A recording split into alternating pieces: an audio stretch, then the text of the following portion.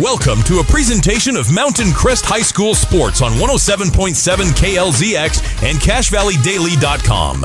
Made possible by Castelite Brick and Tile, the Mountain Crest Boosters, Les Olson IT, Lana Powell State Farm, Adams Wealth Advisors, DD Auto Salvage, Preston Watts Auto Collision, Planet Fitness, Napa Auto Parts, Young Automotive, and Cache Valley Daily. Now, it's time for the Mountain Crest Mustangs on 107.7 KLZX.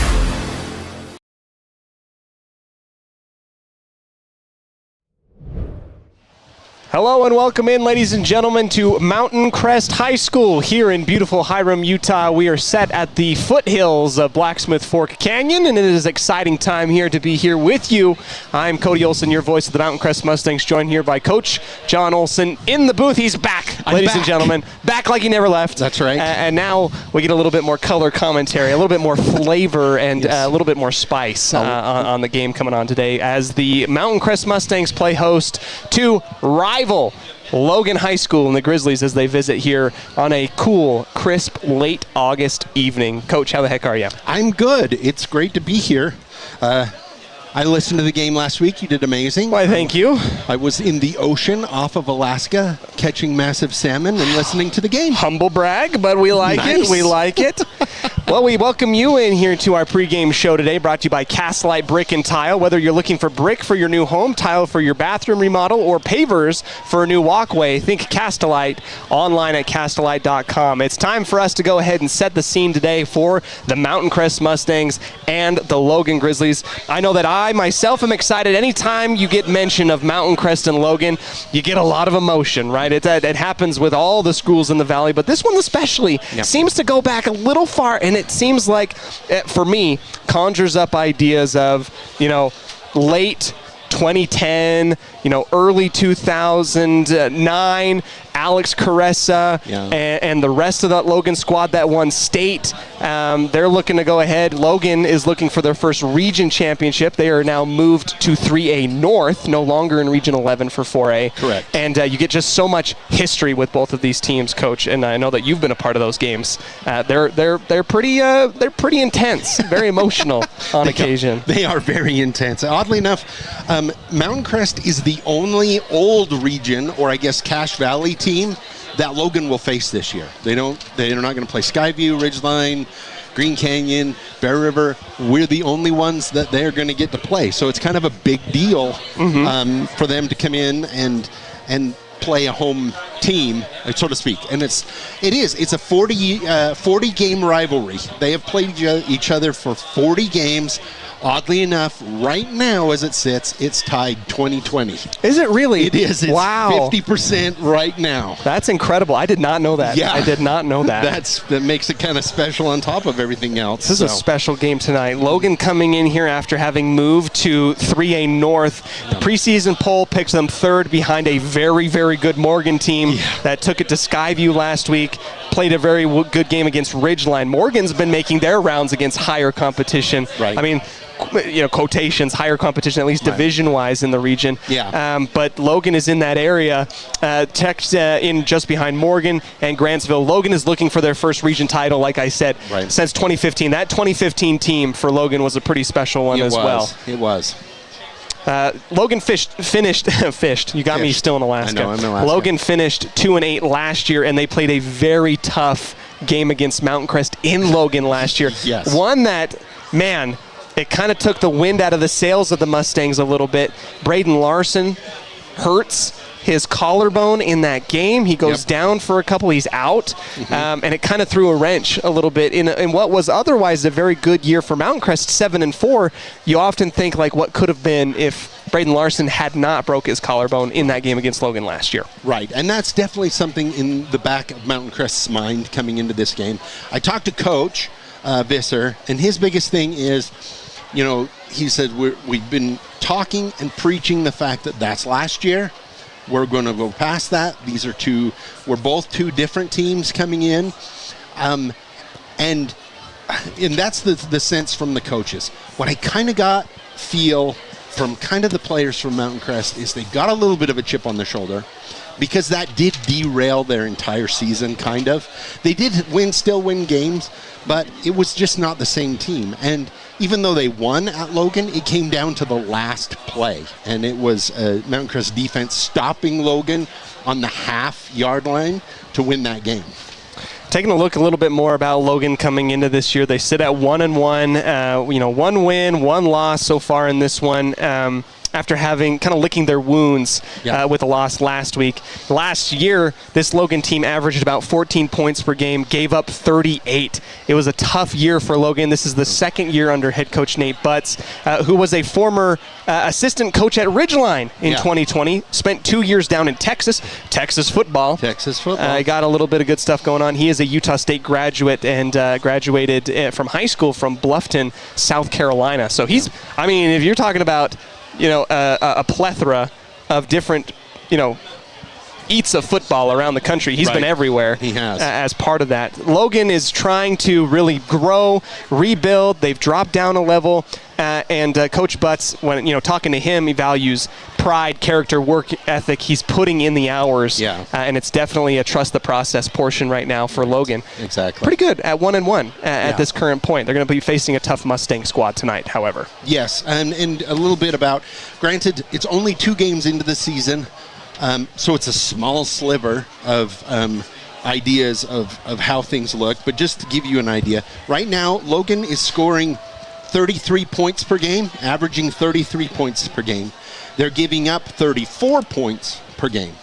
On the Mountain Crest side, they are scoring 50 points a game, and they are only giving up 4 points a game. Yep. That's a big difference. It's Mountain Crest right now, their defense is just stifling.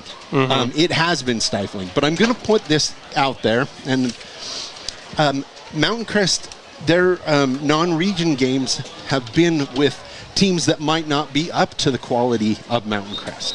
So it'll be interesting how they play Logan tonight and move forward from this, because soon, right after this, because the region got bigger, we're jumping right into region next week for Mountain Crest.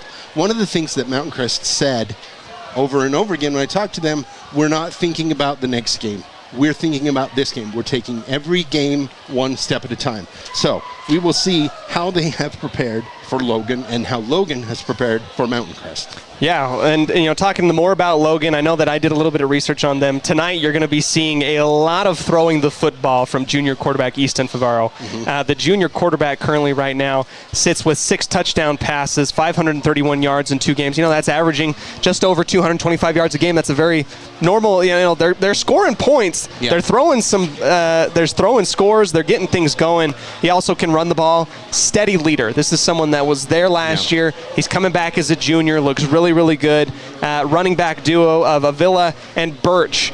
Those two, 15 and 19 carries between the two of them. Touchdown each. Very consistent backs. I'm interested to see how Mountain Crest's backfield, defensive backfield is going to fare against a really good quarterback today in Easton Favaro. Yeah. However, we saw against Uinta going in that one, Uinta was able to score a lot of points in their first game against Murray, but that quarterback had no time to throw the football. Yeah. Mountain Crest has been so good so far in their first 2 games of the season of getting to the quarterback and just making life not so fun in the backfield for opposing teams. No, Mountain Crest has got some players that have do an amazing job of closing out, from the linebacker position. You've got some strength linebackers in the backfield.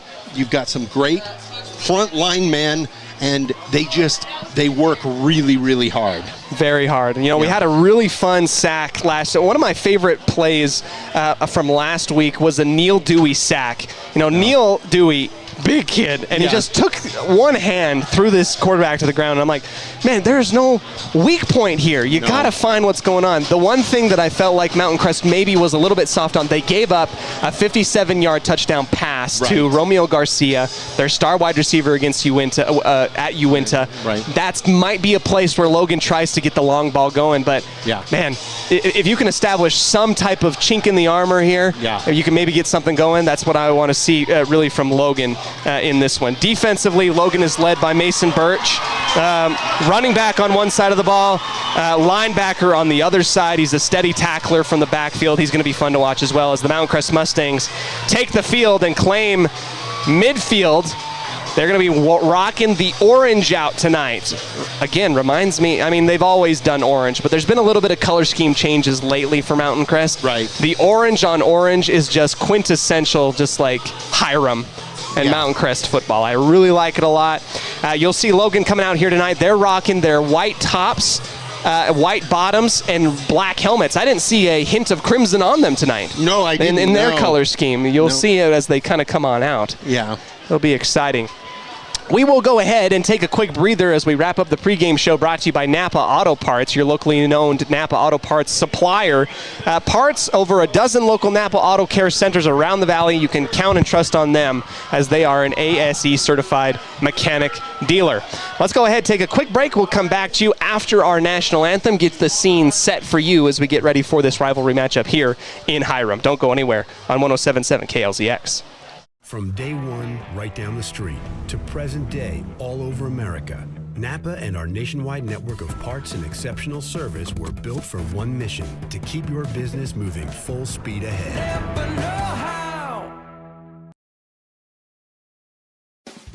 Make it 3 years in a row. Advanced Heating and AC is honored to be Best of Northern Utah Gold Medalist. Thank you for your support and vote of confidence in their company. Advanced Heating and AC, online at advancedheating-ac.com.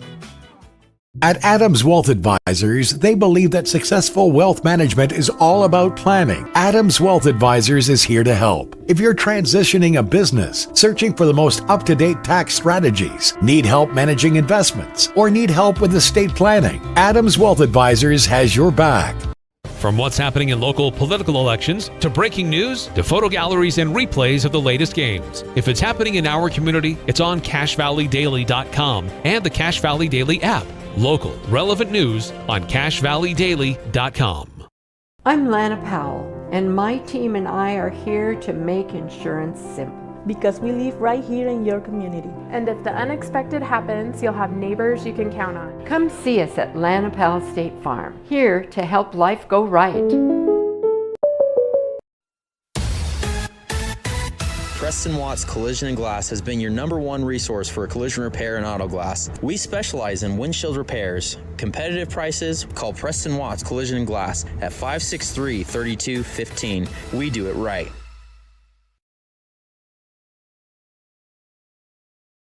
The Mountain Crest Boosters encourage you to support the businesses that support the Mustangs. Fox Pest Control, Lindsay Landscaping, Heritage Auto, JM Concrete, Pool Orthodontics, Visionary Homes, Cook and Solder Foot and Ankle, Wasatch Tailor-Made Builders. To join the Mountain Crest Boosters, contact the Mustang Athletic Department. Support the sponsors that support the Mustangs.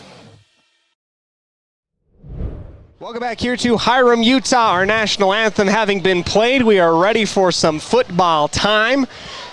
Stands are packed here, at least on the west side of the stadium. Logan side, a little bit facing into the sun. That's the benefit of being the home team for a lot of the times. Yes, it right is. there. Yep, you don't have to stand. You don't have to sit in the sun for the last little bit. No, you do not.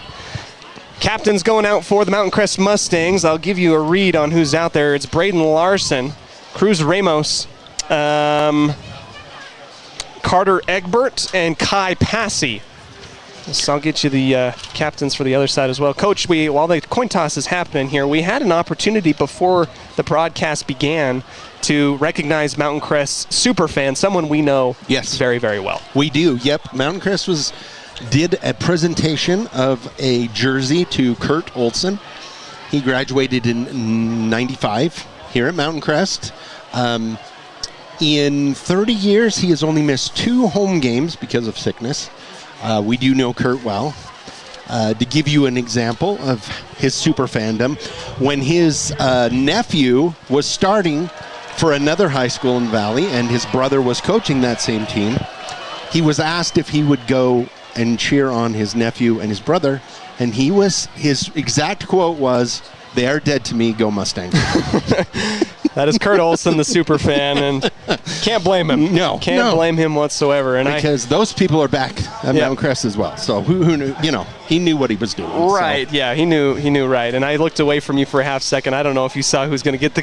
I didn't see. I was looking at you the whole time. I heard a cheer from this side. I'm assuming that Mountain Crest won the toss. Whether or not they're going to elect to receive or defer, I guess we'll find out in a second. Yeah, we will.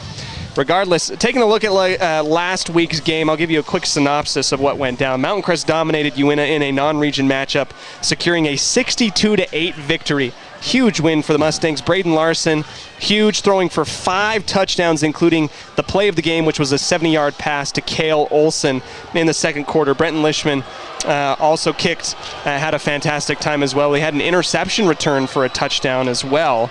Yes. And that was really fun. That was by, I believe, Brock Hunter, the safety for the Mustangs. It was just a rout for Mountain Crest as they went through all facets of the game, holding Uinta scoreless in 3 of the 4 quarters. And like I said, that one sole highlight came when Romeo Garcia caught the 56-yard touchdown pass from Landon Woods. That was really the only thing that went poorly for the Mustangs, and it was one play. Yeah, just the one play. So Mountain Crest really stepped forward this year, especially, I mean, the first game, it was the defense. Second game, it was the defense and the offense. So, and we say the defense or the offense struggled in that first game, but they scored like 48 points, which, or something like that. 38 points. Yeah, there was a lot of meat on the bone. Yeah, they You left wouldn't a think lot. about it on the 38-0 blank of East. I think they played a lot better last week. So. Right. As we bring you down to the field, I'll give you a little bit of an update. Set to kick off for Logan is number 85, Ezekiel Taylor, and he will boot it off. Mountain Crest will receive the opening kickoff. Back behind the line to receive is Cale Olson and Owen Isom.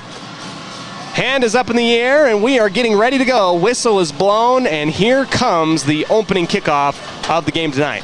We'll go off of the left foot of Logan, high in the air, and it will float back into the end zone for a touchback. Good boot by Ezekiel Taylor. Good way to set the tone as rivalry week. Yeah. Can I say that? Can you say? It is. You know, Region 11, the original Region 11. Right. The last year, whatever.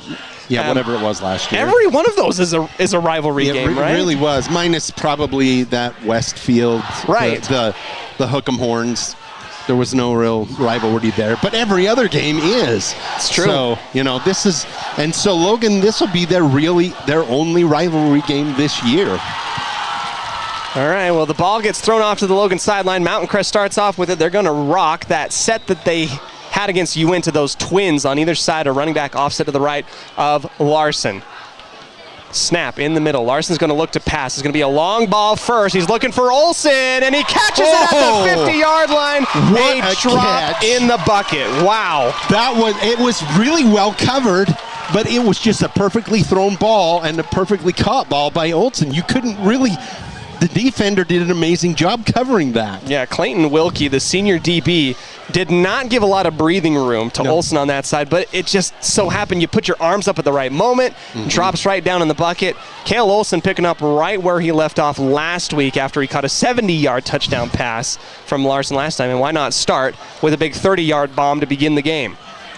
Larson again, this time with 2 running backs in the backfield. He's going to hand off to Ramos. Up the hole he goes, and into the A-gap. He will tumble forward for a gain of about 3, and a gang tackle now as play is whistled dead. And a lot of boys excited to be hitting pads against one another in this rivalry game. 2nd down and 7 coming up across the 50 to the Logan 47.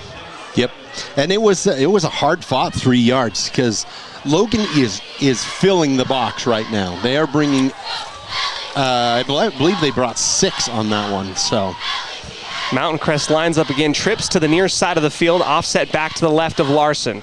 Snap to the chest. It's going to be a quick bubble screen. Caught by Passy. He's going to go up the right sideline and get tackled out of bounds across the 40. He will have enough for a Mustang first down. He is deceptively fast, and he's just such a hard runner when he catches the ball. Passy last week did an amazing job, had quite a few catches. Mountain Crest seemed to really like those quick bubble screens. They worked out well, and I think it's a testament to how much Coach Visser wants his athletes in space. I think he's going to make it work. 1st down and 10 at the 39-yard line. Larson will go to pass again. He finds Passy, this time for a 9-yard gain on a quick curl route in the slot on the near side of the field. Well, when you do that, you're really putting pressure on Logan to choose. Are you going to stop up front, or are you going to risk the long ball like Olson caught before? And Mountain Crest is going to just take what they give him until something opens up, a longer pass, a longer run, something of that nature. 4 down linemen for Logan with 2 linebackers, a heavier dime set for Logan. Here comes the delayed handoff to Egbert. Breaks 1 tackle and gets up to about the 26-yard line for a gain of 4. That will be enough for another Mountain Crest first down. And Coach, you were in Alaska, and I don't know what it was. You took the monkey off the back because they were able to score in the red zone. Yes. And if they struggle tonight, it's because I need to go back to Alaska. Maybe you need to go back to Greenbow, Alabama. Okay, first down and 10 at the 26-yard line, working in against Logan, and everyone on the Logan side jumps. No one's going to go away innocent on that one. No. And I like that because Logan's ready to go. Now you got to make them play a little honest, because right now, a lot of times they go off that first clap from Larson. So first down and 5 after the 5-yard encroachment penalty. Into the game comes Micah Clemens, who left early against Uinta with a rib injury. He's back now as the sole wide receiver on the far side of the field. Trips to the near. Larson is going to look Clemens' way. He's going to climb the pocket, launch it for Clemens, and it's going to be overthrown on the corner of the end zone, out of bounds, incomplete. He had him open just a little bit over. You come down a little bit, that is 6. 9:35 in the first quarter. Mountain Crest driving early and often. They've had success on their opening drive each game so far. Second down and 5. We get a little bit of a whistle here. Ball gets thrown back to the Mountain Crest sideline. And big number 51 of Logan is going to jog over to the visiting sideline. Something went wrong. That's Connor Chelsea, the junior defensive lineman. In to replace him is Ivan Herrera. Logan still rocking the 4 down lineman, and we get another stoppage of play as our backfield judge comes back in here and gives the indicator of something to our white hat, and now we're going to go ahead and start the play clock. Mountain Crest ready to go. Stacked on top of one another, twins to either side. Larson will get it.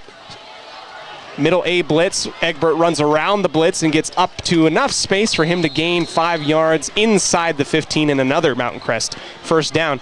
You thought that Logan would wrap him up. They were blitzing right where that run was going to go, but somehow Carter Egbert able to weasel his way around and get a first down. What I like about the way Egbert runs is the first guy never gets the tackle. It's true. He just has to hold on for dear life and wait for the next person to come help.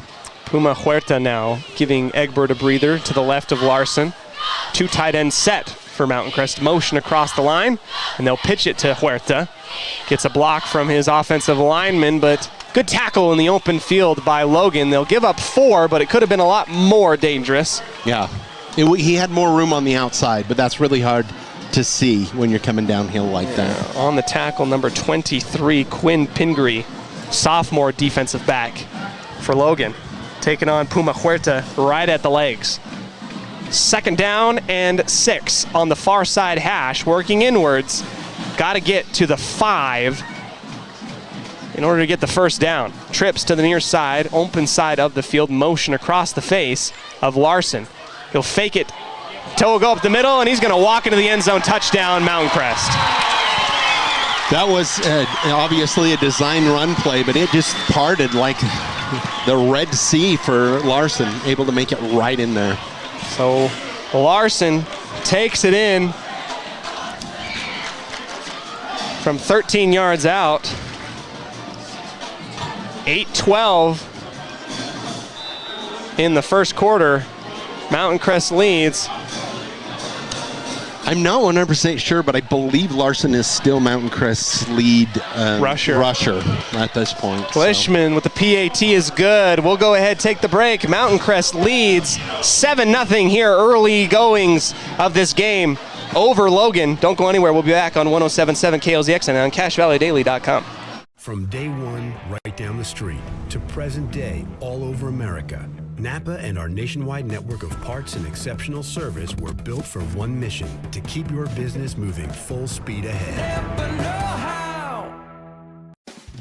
make it 3 years in a row. Advanced Heating and AC is honored to be Best of Northern Utah Gold Medalist. Thank you for your support and vote of confidence in their company. Advanced Heating and AC online at advancedheating-ac.com. At Adams Wealth Advisors, they believe that successful wealth management is all about planning. Adams Wealth Advisors is here to help. If you're transitioning a business, searching for the most up-to-date tax strategies, need help managing investments, or need help with estate planning, Adams Wealth Advisors has your back. What's happening in local political... Welcome back to Lynn R. Miller Field. Mountain Crest to kick off after the 13-yard touchdown rush from Braden Larson. It will be fielded by Logan at their own 1-yard line, right up the middle and upended by Carter Egbert, his number 4, the return man Colton Red, junior wide receiver. And that is where Logan will pick up off, having to answer firepower for firepower now. First down and 10 right near the 20-yard line. They're going to mark him down at the 22. And here comes the Mountain Crest defense, who, to this point in the season, after 2 weeks, has only given up 8 total points on the year. They're going to try and keep that record rolling. Favaro in the pistol look. Bunch trips to the near side, and they are stacked right on top of one another. 3 down linemen for Mountain Crest. It will be a handoff up the middle and wrapped up and eaten by Ramos, a loss of 1. Yes, and there was about 5 or 6 Mustangs that went right to the ball. This is the first time we've really seen, well, I didn't watch too much last week, the defense, I wasn't paying attention, but this is definitely one of the first times we've seen Mountain Crest in that 3, it's not a true 3-4, but 3 true defensive linemen, and they're rocking a lot more DBs and linebackers. So Birch with a negative 1-yard run, 2nd down and 11. Same formation, running back behind Favaro. Looking to pass to his right. He'll find Birch, and he'll be eaten alive by Puma Huerta, another loss of 1.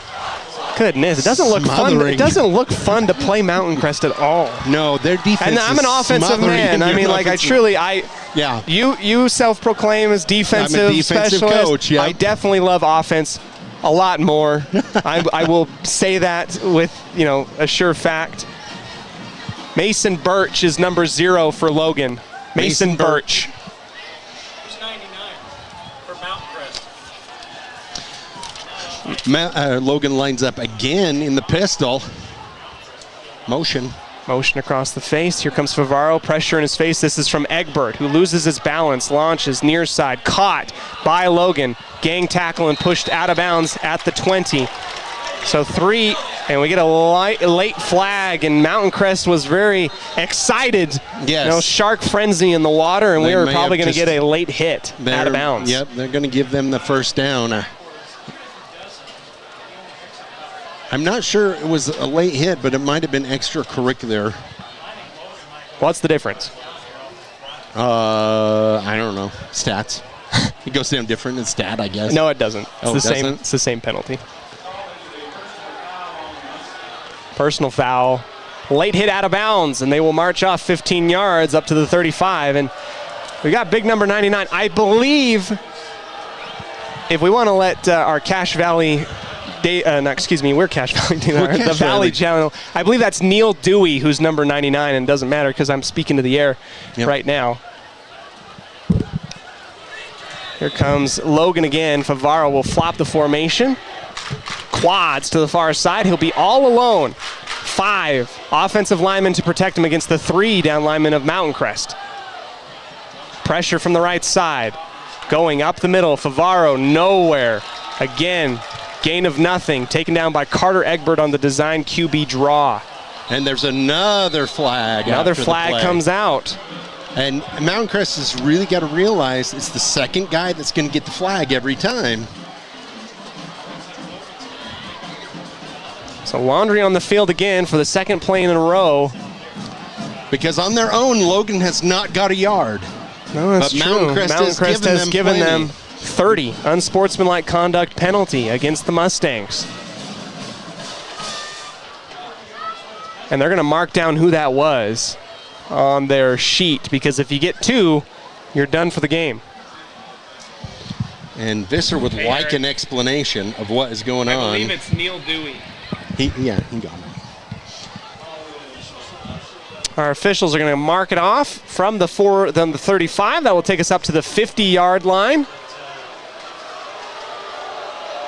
A plethora of unhappy Mountain Crest fans, but I think they're right. I mean, you don't need to doggy pile. No, I didn't see what happened. I've got no idea what happened. Quads on the far side again. 3 down linemen and a blitzing Carter Egbert showing up the A gap. Favaro gets it, falling off, sloughing, going up the middle is Favaro. He will fall forward for a gain of about 5 on the QB run. And when you get those penalties, it throws off your game mentally, defensively. It throws off your game. You've got to shake that off and come out and keep playing your game. And just play between the whistles. And you can play physical, just got to do it between the whistles. Working across the 50-yard line is Logan via the aid of a couple unsportsmanlike conduct penalties by Mountain Crest. Logan making up ground. 2nd down and 5 at the MC 45. 5:35. How many 5s can I say in one setting in the first quarter? Quads to the near side, and this is a incredible bunching of quads, very quick. Favaro, pump and go, is going to have to run out of pressure, and he will be sacked for a loss of 2. On the sack, number 3, Kai Kaha. Yeah, the Mountain Crest defense being very stifling right now. If they can cut out the extracurricular, then they'll be in good shape. Favaro right now, I got to say, I would sure like a personal protector in the backfield with me. Yeah. They've been putting him in an empty set. Nobody back there. It is him on an island. Yep. And they're trying to spread Mountain Crest out. Mountain Crest winning with their front 3 against the 5 of Logan, and you're just kind of playing a tough numbers game for if you are Logan right now. Yeah. Now you have 2 running backs to either side of Favaro. 2 running backs sent out in motion, and we get a flag. Delay of game. Delay of game. Against the Grizzlies, and that will move them back 5. It will be 3rd down and 12. That will send them back. That hurts you bad. That hurts you bad because you had 3 and, what was it, 3 and 5 or 3 and 6, and now you really pushed back. Again, both teams hurting themselves with penalties.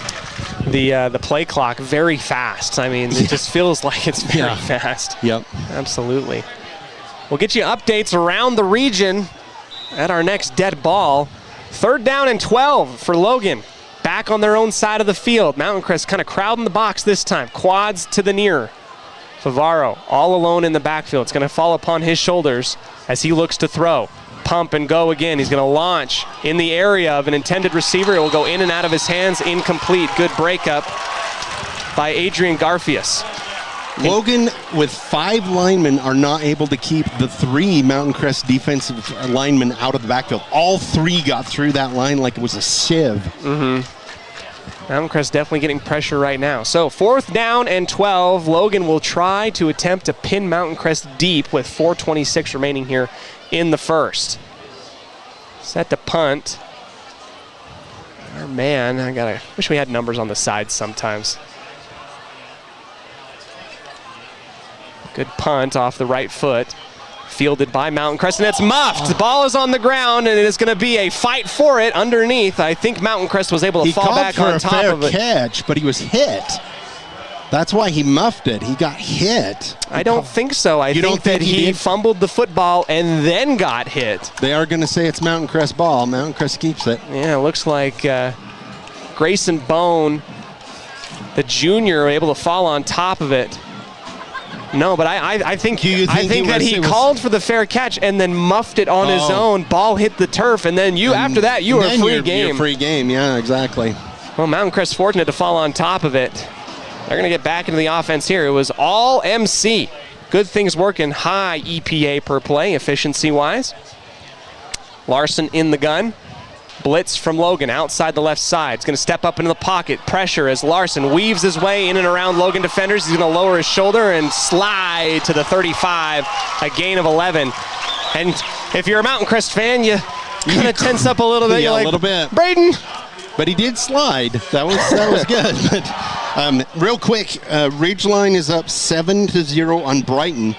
A little bit of tougher game for Ridgeline. Brighton 5A doing pretty good. And Brighton, I believe, take this for what you will, in Nick's power rankings on Deseret News had them higher ranked than Ridgeline. So this could be a definite statement win for a Ridgeline squad that's looking to get another chance at a state championship after falling short in the semifinal games last year. This is Larson again. He's going to go with the quick toss, and it will be batted down at the line. Great hands by number 34 defensive end, Easton Christensen. That's a sophomore out there. Yeah. Working up against the Mountain Crest offensive line. Timed it well.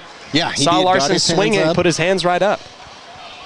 2nd down and 10 now for the Mustangs. And Larson, not the tallest quarterback in the world. Sometimes it's hard to see your lanes when you're like that, but he's never really had any problems with that. But twins to either side. Mountain Crest will look again in the gun. Larson dropping back to pass. Pressure from Logan again. A long out caught by Micah Clemens, and he will be tackled immediately after a gain of 9. Good catch from Micah. Good to get him back in the game.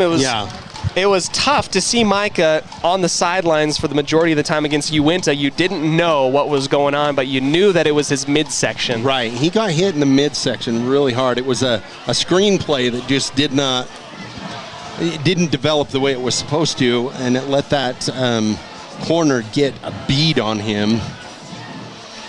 3rd down and 1 for the Mustangs. Look for Carter Egbert, the man to pick up the hard nose 1. Here they are. They're going to pitch it to Carter on the right side. He's going to get a full head of steam. He's going to get stretched outwards and run over a man across the 45. And I thought originally they were going to bring down Carter in the backfield, force a 4th down, but instead Egbert keeps his balance and falls across the 45 for a Mustang 1st down. That's hard to defend that. He was able to get a stiff arm and out there, and his yards are hard yards every time. You know what I mean? It looks like it's really hard yards when he's out there. It's after contact, most of his yards. Larson in the backfield, awaiting the long snap. He'll send motion man across his face to trips to the near side. Bubble screen look, handoff up the middle for Ramos. Ramos will fall forward for a gain of 3. Ran into a defensive lineman, carried him for about 2.5 yards. Well, that was actually Huerta, excuse me. It was Huerta. Now, Puma, Ramos, and Egbert have been kind of getting it all. Here comes the quick bubble screen. Spin move off to the left and getting upended and brought down after a gain of 1. They try to get that quick action to catch Logan in a substitution, or at least not ready for it. 3rd down and 5, and they're going to hustle to the line again.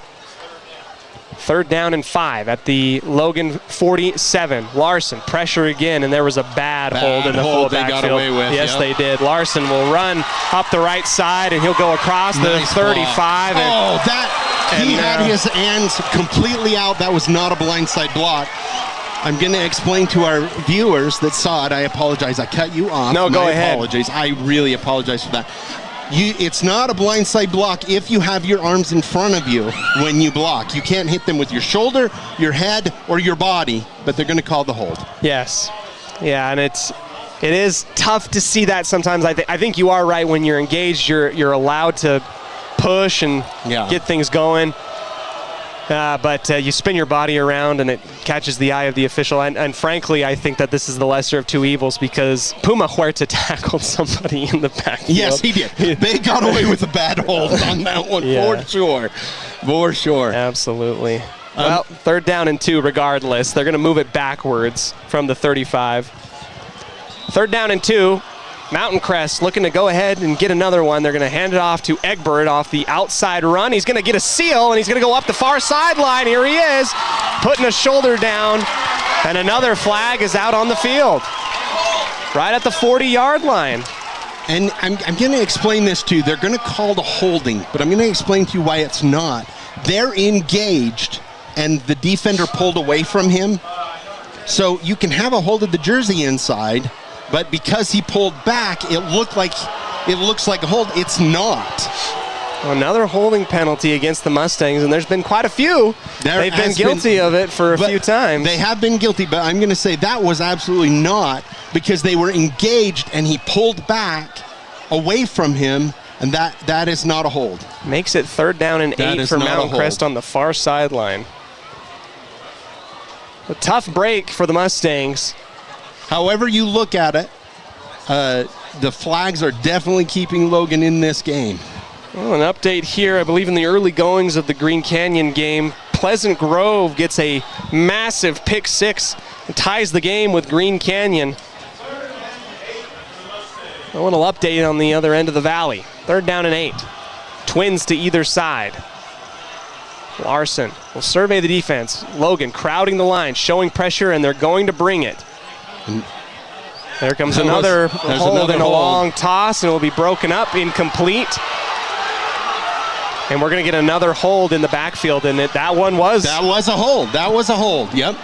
But I will point out that did awfully look like pass interference down the field as well. So and that was not called. If you're a fan of football, you would sure love to not see as many flags as we're seeing. But it slows down the game, but that was most definitely a hold that they called down there. Definitely. 1:03 left in the first quarter, and that will push him back another 10 yards. It should be 3rd down, and it looks like it's going to be 3rd down and 18. 3rd down and 18. I mean, if you're Mountain Crest, maybe, that play gets called incomplete. I'm actually surprised that Logan is going to take this penalty.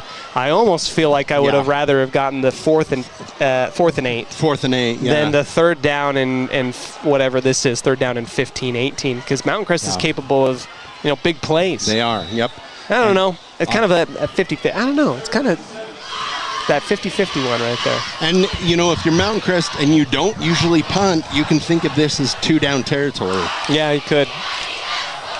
Trips to the near side for Larson again, looking for a clean play. Rolling to his right, getting a block from Edbert. He's going to find his man right across the 50, and it will make up about half the distance. It will be back to the original 4th and 8. Yep. Caught by Cale Olson, the junior wide receiver. He opened up the night with a big 30-yard play. Stops the clock with 56 seconds in the first quarter, and it looks like Coach Visser is going to keep his offense out there. Not a surprise. Usually around the 50, he doesn't like to punt, so play aggressive, and that's how Mountain Crest does it.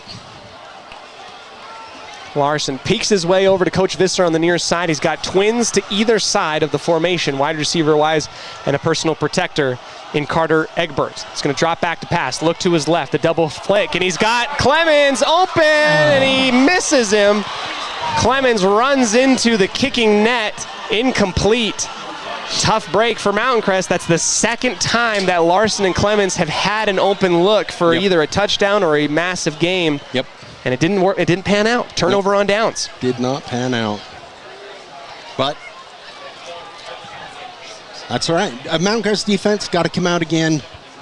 Play clean. Get it done. Ball will be trotted out from the Logan side of the field. 1st down and 10 from their own 49. So pretty good field position right there. If you are Logan, start back where you kind of stalled out last time. So. Right. Well, and that's the plus for Mountain Crest when they can go for it on 4th because they trust their defense so well. Twins look this time for Logan. Offset back to the right of Favaro. Mountain Crest dropping back into coverage. Quick out, and it is broken up. Incomplete. Good coverage by Adrian Garfias. The second pass breakup by the senior. And we talked about in the pregame how Logan really likes to stretch the field. Mountain Crest defensive line not allowing them the time to do that. So now they're trying to get that shorter pass. Mountain Crest doing a great job covering it up right now. This is a great example of, you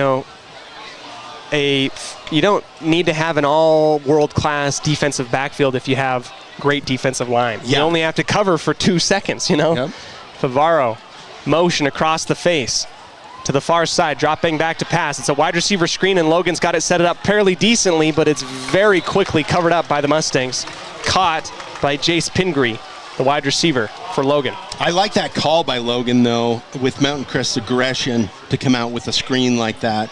Usually that will pan out quite a bit. But Mountain Crest doing a good job with their speed to cover up the distance quickly. Logan is going to elect to take this into the second quarter. After the end of one, Mountain Crest leads 7-0 over the visiting Logan Grizzlies. We'd like to go ahead and thank our wonderful sponsors at Les Olson IT. Are you searching for copiers or printers? Well, Les Olson IT has what you need with reliable HP printers, award-winning Sharp copiers, and high-end Ricoh graphic systems. Don't go anywhere. We'll come back for the second quarter right after this. Mountain Crest leads 7-0. From day one, right down the street, to present day, all over America, Napa and our nationwide network of parts and exceptional service were built for one mission: to keep your business moving full speed ahead. Make it 3 years in a row. Advanced Heating and AC is honored to be Best of Northern Utah Gold Medalist. Thank you for your support and vote of confidence in their company. Advanced Heating and AC online at advancedheating-ac.com. At Adams Wealth Advisors, they believe that successful wealth management is all about planning. Adams Wealth Advisors is here to help. If you're transitioning a business, searching for the most up-to-date tax strategy. Well, we welcome you back into the broadcast booth here. Cody Olson, your voice of the Mountain Crest Mustangs. 3rd down and 8 coming up for Logan. Tight quads on the far side for Favaro. Motion from the Mountain Crest defensive line. And a hard count does not get the Mustangs to jump. Here comes the second round. Favaro looks to his left. Goes to his left, and a lot of contact there. It's going to be a little bit of an underthrown pass intended for Colt Red, and the over-aggression for the Mustangs again is going to cause the defensive pass interference penalty. Yep, and that will give Logan a first down. Garfius, the guilty party. So the penalties right now, of course, a lot called against Mountain Crest, and I think that is a byproduct of how amped up they are. Yeah. I mean, they're playing very physical, and it comes with a lot of pros and you're pretty big con with some penalties on the field. Yep. The defensive pass interference call is going to be enough. They're going to push it beyond where the contact was. It's a 15-yard penalty and a first down for Logan. So honestly, I don't think Logan just on their own has maybe 5 yards. I think so. But penalty-wise, a ton. Yeah, it's definitely pushed them down the field here. First down and 10. Twins to either side with the motion man going out. That is a dropped ball on the curl on the near side. Caden Need. Incomplete. Hit him right in the hands. And he was ready to turn and run up the field. Sometimes you just get ahead of yourself, and I was the biggest perpetrator of that. Were you? Oh yeah. I can hear Chris Howell and Rob Thomas yelling at me right now. I can hear it in my headset. Catch the ball first. Catch the ball first. 2nd down and 10. Birch behind Favaro. Stepping up to pass. He wants to go deep. He's going to go with the out route instead, and it is caught for a gain of 4 by Pingree. So Logan is now have their linemen with two running backs to try and pick up that rush, which is good. It's helping with the rush, but then Mountain Crest able to drop an extra couple guys in coverage. So it's one of those give and take kind of things. Coach, for Logan, what's your reading from the defensive of Mountain Crest right now? Where is the soft underbelly? What can you do right now? I don't know. I'm going to have to look because it's a very solid defense. Trips to the near side. Favaro will send Birch in motion. Look to that way, and he'll get him on the bubble screen. Huerta misses the tackle. Birch will go up to about the 30-yard line, a gain of 2. Egbert is there to clean up the mess. 4th down and 6 coming up for Logan. And they're fast. They're very, they can go vertical. They can go side to side. I think it's the speed of Mountain Crest defense that is really their strength, and their pursuit to the ball. Logan getting the late the late play call in from Favaro. 10 seconds on the play clock. 5 seconds now. Are they going to be able to get it off in time? Motion from Birch. They do, just in the nick of time. Favaro going backwards. A helmet comes off for Mountain Crest, and Favaro gets hit hard by Carter Egbert. Incomplete at the 40-yard line, and Carter Egbert looked like he got shot out of a cannon on that one. He lit him up on that one. Turnover on downs. Almost got an interception off that as well. Yes, they did. Turnover on downs. Logan gives it back to Mountain Crest at the MC 30-yard line. It's another back and forth. Updates for the Bobcats. They lead 7-3 with 10:38 remaining in the second quarter. As for us, we sit here at 7-0. Logan trails the Mustangs with 10:47 before halftime.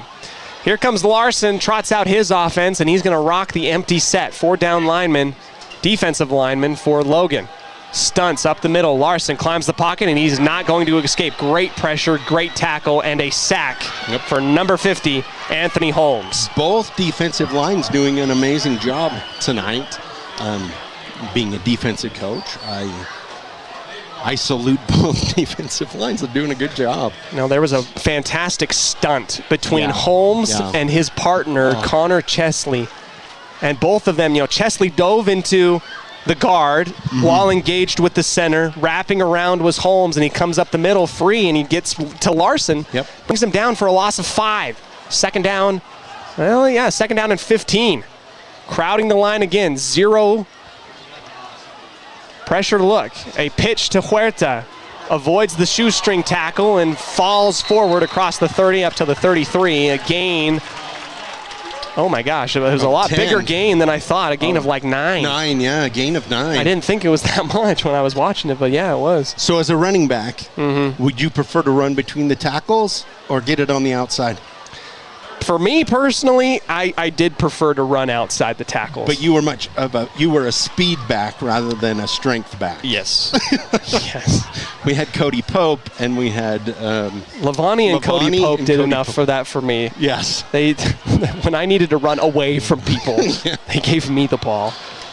3rd down and 7. Larson will roll out to his right side. Pressure from Logan. Rolling, finding his man at the 45. Pushed out of bounds. That is caught by Cale Olson on the curl. Good comeback by Cale Olson. Good timing from Larson, and they connect for a 1st down. And I like the idea. They rolled Larson out of the pocket, give him a little bit of extra time, let him use his feet. That's the way to do that. And I got to shout out a member of a class of 2017 of Mountain Crest. I know Keone Tupuola has been listening to the broadcast a lot. Keone been correcting my calls a lot. So appreciate Keone and what he does. Here's Larson again. Trips to the right side. Quick bubble screen. Here's Clemens. He got blown up last time. He's going to get the same treatment from Logan this time. Great tackle and read from number 16, Clayton Wilkie. Loss of 6. And, off of that, I really like a pump fake to a deep ball. I don't know if Mountain Crest has that in there, but I like that. I'm sure it's somewhere in the wrinkle. The thing about that play is that Larson is throwing from the far hash. Yes. And Clemens is lined up on the numerals on the opposite side of the field. It is a long ways to throw that ball, and it's very quick read. You can get there at the corner. Here's Larson again. Here's that pump and go. Just exactly what we were talking about, but it's covered well by Logan. Larson will keep it, tuck it under his arms, and fall forward past the original line of scrimmage up to the 45. And just like that, I'll get to your Snapchat in a minute, Keone. Keone Kupala, whose quote-unquote little brothers play on Mountain Crest offense. Like, quote-unquote. Right. They're quite a bit bigger than Keone at this point. That's right.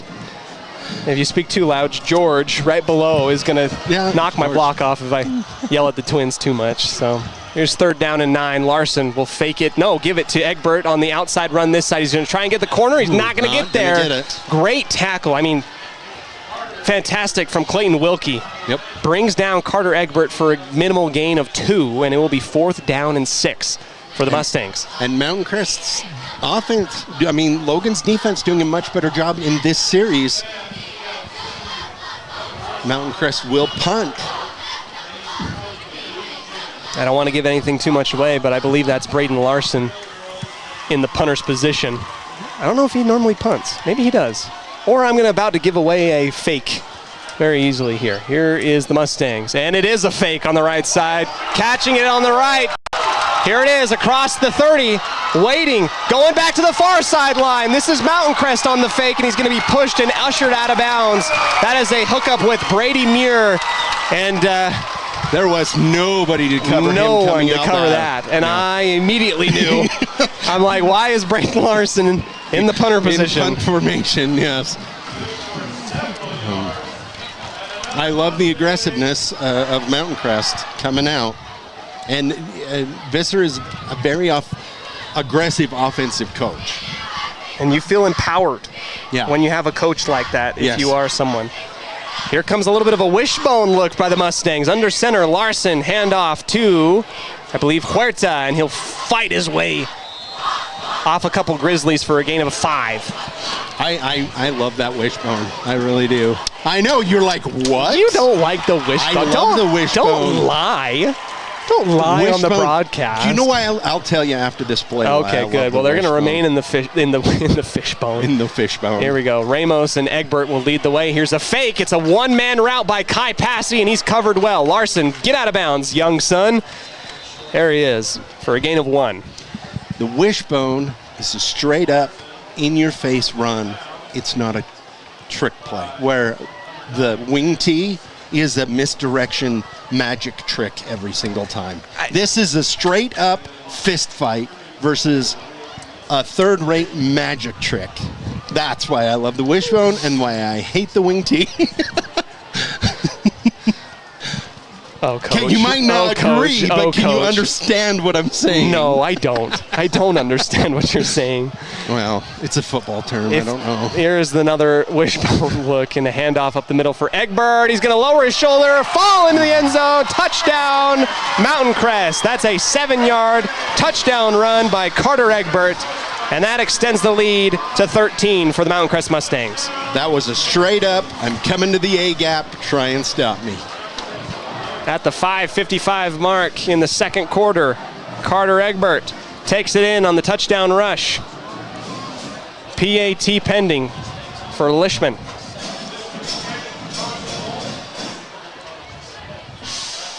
Snap is down, kick is up, and good.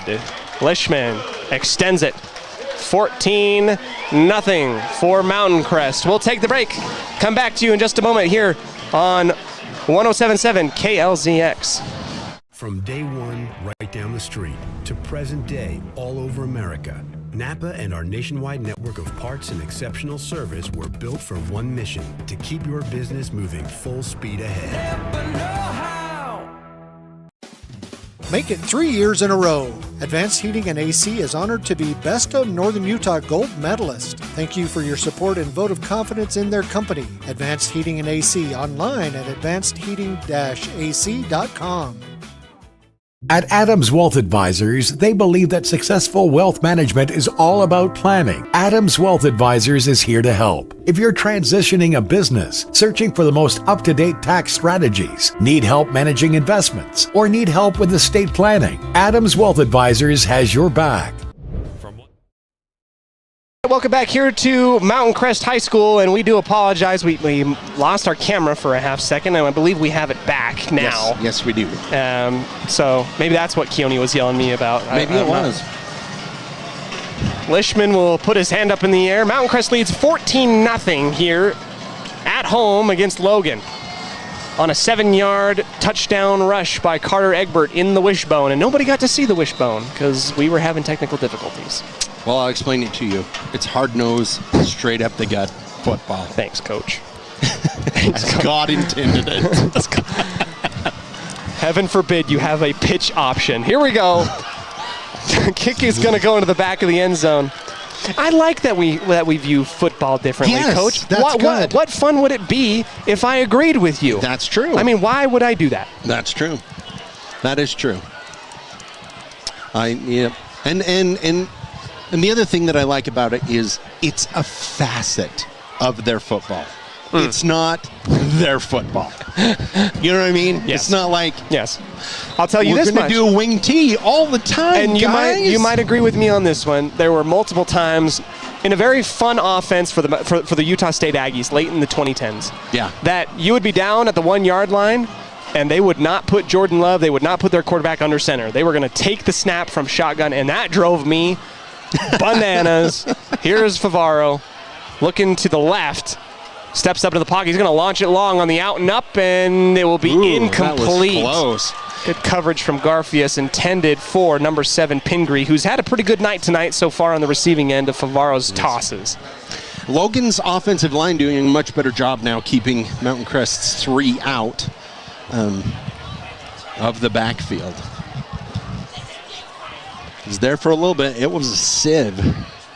Is it sieve or sieve? It's sieve. Of what? What are you talking about? If it's they're coming through like a sieve, it's a sieve. Or is it a sieve? It's a sieve. I don't know why I'm thinking it's a sieve. I think you've stun-locked me. I have no idea what you're talking about. I know. Favaro in the pistol formation, twins to either side. Great motion from the defensive line of Mountain Crest. This time a little bit more time, stepping up into the pocket. Favaro is going to get hit by Carter Egbert, and Favaro tried to get that little wiggle going, and he gets back to the original line of scrimmage up to the 20-yard line. 3rd down and 10 coming up. Favaro came through there, and Egbert just came up like a shot. I'm like, get down. Get down. Last week I mispronounced Brenton Lishman's last name. With my wife in the booth, whose maiden's name is Lishman. Oh. Boy, did I hear it for a week, Bet Coach. you did. I heard it for a week. It's a good thing she loves you. I know. Here's Favaro with the motion across. Fake pitch and the screen. It's going to be overthrown intended, and that was a great setup play for Logan. I'm sad that doesn't work. But do you know? Again, this is the thing I'm going to tell you. Avila incomplete. It was a great play and a great setup on this side. What stopped it was Mountain Crest speed. They came through and was right in Favaro's face. He could not plant and get a good throw. Speed kills. Speed does kill. Here we go, back to receive. This is Brock Hunter and Owen Isom. Set to punt, and almost getting to it was Carter Egbert. Fair catch caught for by Isom at the Mountain Crest 45-yard line, and the MC offense will now trot out there with 4:56 remaining before halftime. Every week I'm a little bit more impressed with this defense from Mountain Crest. Because honestly, Logan's offense is definitely the best offense that they have seen this year. Of course, I wasn't here last week, but I watched it on my little phone. But I definitely would think Logan's definitely been the best offense they've faced so far, and still they're doing an amazing job of shutting things down. Larson and company take the field at their own 45, 1st down and 10. Snap at the chest, handoff to Huerta, who gets a little bit of space in the middle as the White C opens up. He'll get about 9 on the delayed handoff up the middle. And I do like the swap and the running back by committee. Yeah. As much as your high school fantasy football managers hate it, right. Running back by committee gives you fresh legs. It does. And the fact of the matter is, all 3 of your running backs play defense. So you don't want them gassed on either side. 2nd down and 1, still in the shotgun, trips to the far side. Larson will look to pass. Pressure by Logan up the middle. He's going to launch it long. He's got a man open. Clemens, is that a catch? And it looks like it is. Inside the 15. Clemens is in a wrestle match. And again, it was good coverage. Yeah, it was good coverage. By Clayton Wilkie. They've been picking on Wilkie all night, but I don't think that he's been doing anything wrong. He hasn't. It's just those were a well-thrown ball, and it was actually kind of an up-for-grabs kind of thing, and Mountain Crest just happens to get the upper hand on that catch. Inside the 15, Mountain Crest in the red zone. 2 wide receivers to either side. And a little bit of a fallback by the center. We get an encroachment penalty on Logan. That's the 2nd time that Mountain Crest has got him to jump. You're seeing, and you saw it especially on that play, that Logan is stunting. Yes. And We didn't see that against Uinta. We didn't see it against East, and I think this is a great test for the Mountain Crest offensive line because you're going to see it against Ridgeline and others. Here comes a quick toss on the left side, inside the 2, and it is Larson hooking up with his man McKay Crofts. It will be a first down and goal up to the 2-yard line. Clock will run. It would shock me if you do not see a run up the middle by either Larson or McCray. Ramos. To the left of Larson, and they are going to hand it off to him, but he bounced outside. He's going to get enough wiggle space, fall forward. He'll get one. I thought that the hole was probably inside on that one. Yeah. I'm going to play my armchair quarterback up here. I hate doing that. That's kids, literally what we do. I know. That's our job. What do you mean? I hate the things that I do. That's what it is. You're like, oh. 3 minutes remaining. I hate to do play-by-play, but this guy got the ball. What am I doing? I don't know. Second down and goal. We're going to get a timeout from Mountain Crest. We'll take the breather as well. Don't go anywhere. Mountain Crest leads 14-0 here at home with under 3 minutes remaining before halftime. Special shout out and thanks to our sponsor, Planet Fitness, proud sponsor of the Mountain Crest Mustangs. Bit Fitness Energy for all. From day one, right down the street, to present day, all over America, Napa and our nationwide network of parts and exceptional service were built for one mission: to keep your business moving full speed ahead. Make it 3 years in a row. Welcome back to Hiram, Utah. After the quick break, Coach, I cut you right off. You did, but that's okay. Give us an update. Ridgeline 21, Brighton 0, 5:48 in the second. So that's wild. It is. Ridgeline taking it to Brighton.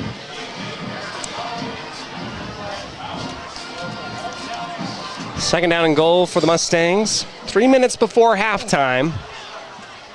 Trying to punch it in again. Here comes that wishbone offense once again. Ramos in the backfield, and they're going to give it to him this time, and he will not miss the second time around. He'll walk in. Touchdown, Mustangs. Second quarter, 2:53, 2-yard touchdown rush. So, it's been 3 rushing touchdowns for the Mustangs. Yes, but it's been the pass that's got them down there. But they're actually very balanced tonight with the run pass, actually. They are very balanced, but it's been 3 rushing touchdowns. I'll give you a quick update as Lishman set to kick the PAT. This one up and good. Yes, 21-0. We'll go ahead and keep it here after we just took that quick break. I believe I was looking at the state leaders for, I think for all of high school football. Yeah. And I think that Braden Larson was in the top 10 for touchdown passes with 8 coming into week 3. Right. He had 3 against East. He had 5 against Uinta. Right.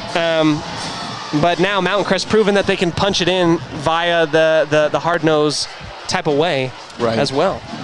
Well, while they're setting up for the kick, I'll run down real quick. Mountain Crest, Stansbury, and Ridgeline 2-0. I lost the rest of them. Skyview, Green Canyon are 0-2.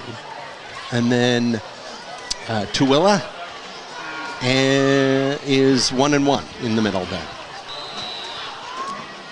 Still waiting to start regular season. Region play next week. Lishman set to kick it off from his own 40. Mountain Crest leads 21-0 over Cross Valley rival Logan. Ball up in the air, and it will hit inside, in between the T and the A of Mustangs in the backfield. In the end zone. The end zone. Touchback, and Logan will come out. So Logan has been able to move the ball a little bit, whether that be via penalty, via the Mustangs, or trying to get those little screens going. Man, it does not seem like there's a whole lot of places where there's a soft underbelly. You got 3 down linemen, and you've got Puma Huerta and Carter Egbert that are just very quick. It is tough to find somewhere else to go when you have such quick linebackers right there. Yes, they are filling the gaps and getting the tackles. Favaro, fake to the left, and a little pop pass on the far side, and that's Brady Muir that will wrap it around the neck and bring him down for a loss of 3. Timeout, Mountain Crest. And it looks like MC is going to want to have a little bit of time to maybe push this. They think that they can get a quick 3 and out and get the ball back. Yeah. And they're going to put the clock 2:43 back on the clock for the Mustangs. Mount Crest, one of those teams that just likes to, especially in the first half, try and just get push it as far as you can. I know a lot of coaches at 21-0 would be happy to sit back and go into halftime, but I like the aggressiveness. We talked a lot about the aggressiveness from Mountain Crest. So, well, the quick timeout. Mountain Crest has shown that they have been able to score quick and fast. Logan, if you really want to get a little win, if you're the Logan Grizzlies, it's picking up a first down and perhaps trying to get into half. Bonus points, literally, right, if you're able to get something on the board right here.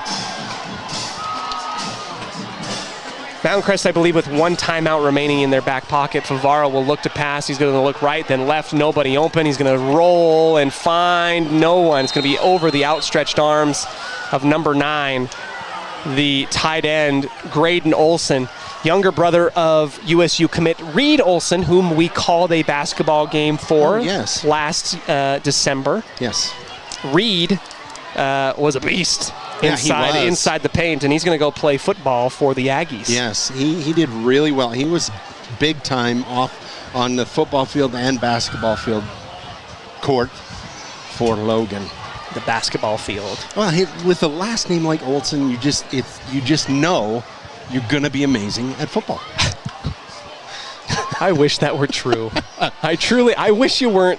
I know. Here's Favaro. Here's a underneath pass intended for Pingree, and it's going to go in and out of his hands, pop backwards, and that will be it. It will stop the clock at 2:31. Mountain Crest will get more than enough time to try and move the length of the field and get into scoring position again as the punt unit for Logan comes back out.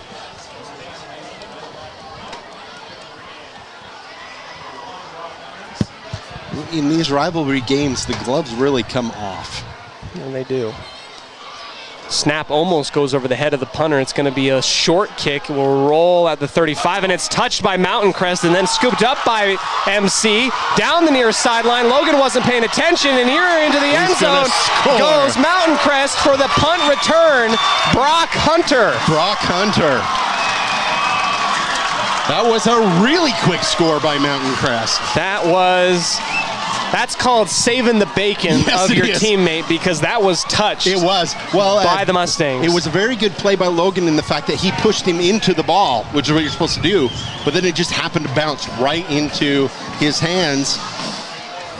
So, Brock Hunter, that was about a 38-yard punt return with 2:17 remaining.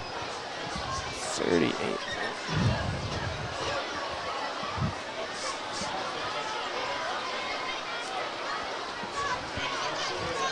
PAT coming up for Lishman.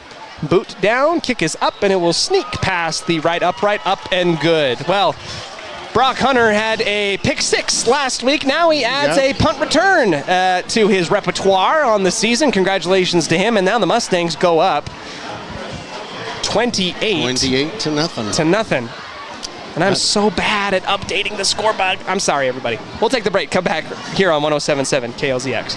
From day one, right down the street, to present day, all over America, Napa and our nationwide network of parts and exceptional service were built for one mission: to keep your business moving full speed ahead.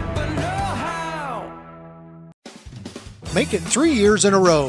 Advanced Heating and AC is honored to be Best of Northern Utah Gold Medalist. Thank you for your support and vote of confidence in their company. Advanced Heating and AC, online at advancedheating-ac.com. At Adams Wealth Advisors. Welcome back here to Lynn R. Miller Field. The Mountain Crest Mustangs pick up a 38-yard punt return for a touchdown off of the arms of Brock Hunter. The junior had an interception return for a touchdown last week. Now he gets a punt return for a touchdown this week. Very impressive.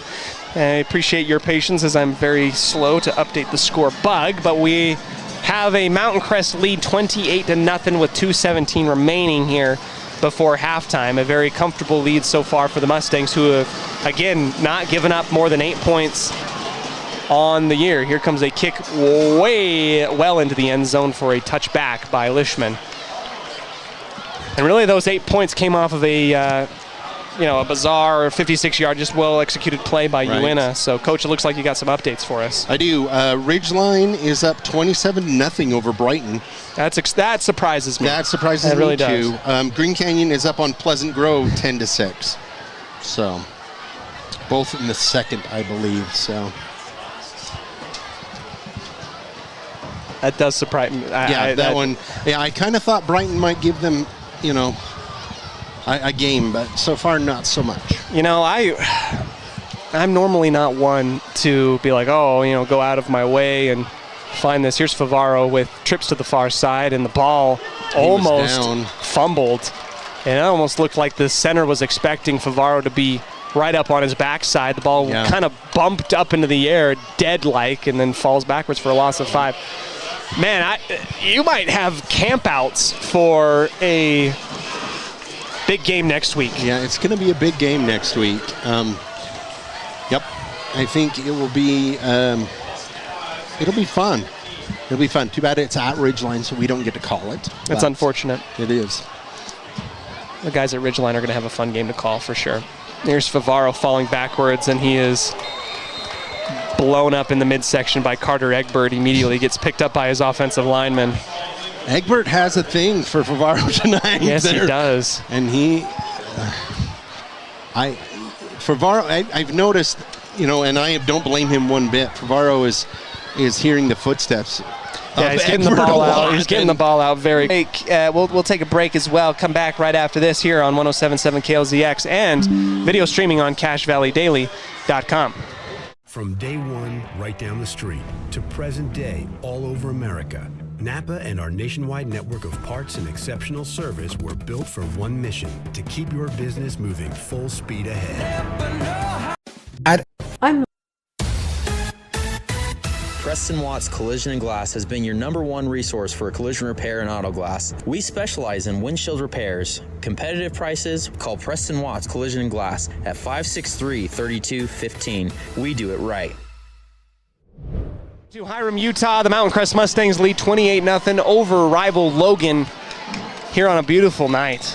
Perfect night for football. You can tell it's the dying breaths of summer. You can feel fall is in the air. Yes. Football time is upon us. Favaro will get the snap, look to his right. Wide receiver's got to look, and here comes that setup for screen. The screen works this time, and it works out well. Logan across the 30-yard line gets the first down and out of bounds. Yep. That's the one that we thought was going to work out really well. Just didn't work last time, and that works in favor when you have over-aggressive linebackers and you flow one way. Yep. You go the other.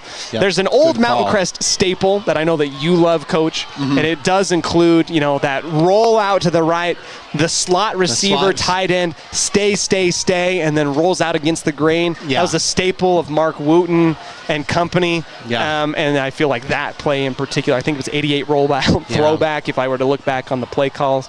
Favaro going to fall down after the sack by Carter Egbert. Nope. No, that one, and we actually, offensive coordinator, your offensive coordinator that I now cannot remember his name at Ridgeline, liked that play as well. Rob Thomas, not the singer, the offensive coordinator. Rob Thomas. Coach Thomas would say that in his classroom, and he kind of aged out of that joke because by the time I was going to school, everybody's like, who the heck is Rob Thomas? Here's Favaro again, and Egbert's going to get a second sack in a row at the 20-yard line. And the final timeout by Mountain Crest stops it with 46 seconds remaining. It will be another one. Carter Egbert, eaten tonight. Yeah, he Big is. belly. He is. I don't know the totals, but I know that in these first 3 games, I guess 2.5 games, he's got quite a few sacks. He has a lot of single tackles.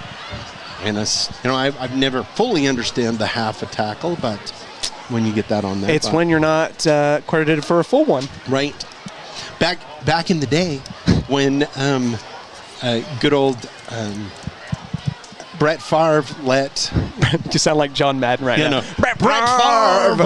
Brett Favre let the defensive tackle from the Giants slip through on purpose to get the season sack record. Do you remember that? Michael Strahan. Yep. And the uproar that caused because you let him do that. Yep. But the guy that he beat is still bitter about that. Well, can you blame him? Nope. Trips to the near side. Logan in that bunch set. They're going to have to turn their head quick. You're going to have those hot routes immediately available to you. Here is Favaro again. He's going to look to the middle, and he'll connect with his man across the 30-yard line, and will fall forward. And there comes a little bit of a, a little bit of extra fun stuff right there. Yeah, I don't know. I'm not sure what that was, but 4th down. And Logan will take the timeout with 28 seconds remaining on 4th down and 12. I don't understand that one. I don't understand that one either. No, and Mountain Crest wanted a personal foul because Logan came out and just belly flopped on the defender. And no call. They've been so now the. And now we're going to get a flag. Now he's going to get a double. And that's the second one. And I think Coach Visser might be gone. Coach Visser is gone. But I can understand his anger because it has not been both ways with the extracurricular calls. It has not been both ways.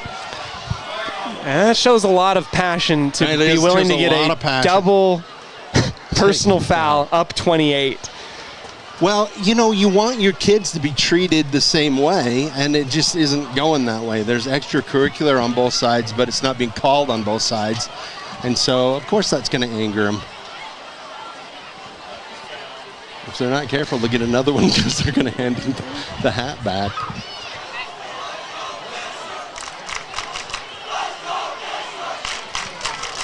Unsportsmanlike conduct penalty called against Mountain Crest. And they're going to be... That's going to be 30-yarder. 1st down for Logan.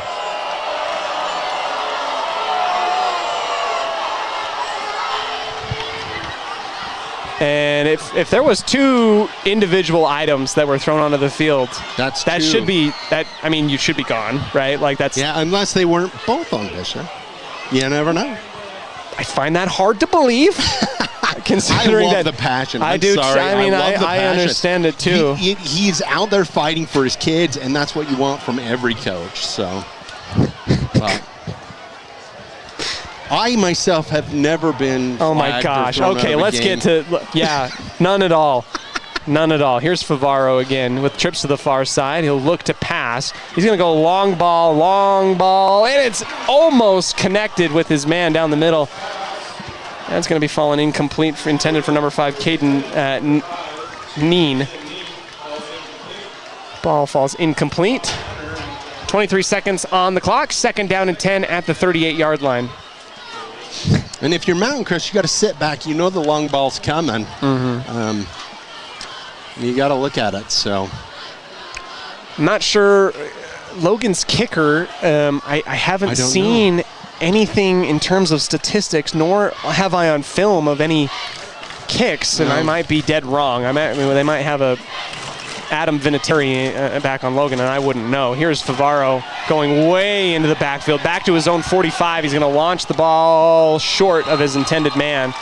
That was a great block by the white hat, getting in the way of Mountain Crest lineman coming through. Good screen. Mm-hmm. It was an excellent screen. 3rd down and 10 for Logan, and they got to try and throw this thing in the end zone now. Yeah, 15 seconds. It's been a crazy last 3 minutes. It has. It feels like it's been a long 3 minutes, too. It has been a long 3 minutes. If you're Logan, here's what again, here's my armchair quarterback thing. Bring in 1 or 2 additional running backs, because if you don't have time to throw the ball, you can't get there. No, you can't. So it's not going to do you any good. They're going to be empty, and Favaro will throw it to the right side, and it will be caught up to the 28, 9.6 seconds. And the clock stops. I believe Logan had another timeout in their back pocket, so they'll have one more chance to throw it after this. So if you're Mountain Crest, do you drop everybody? Do you rush, send somebody? I think what you're doing is fine. I think that you're sending 5. And dropping them in. Drop 6. They'll take the timeout. We'll keep it here. So Logan with the position to score. They would really like to be able to do it, to go into halftime with some type of momentum here. I personally think that you got to bring a personal protector for Favaro. I think he's running for his life. Try and get something. Yeah, because he is. And you know what? I'm very impressed with Favaro because he does keep his calm in the face of a lot of pressure.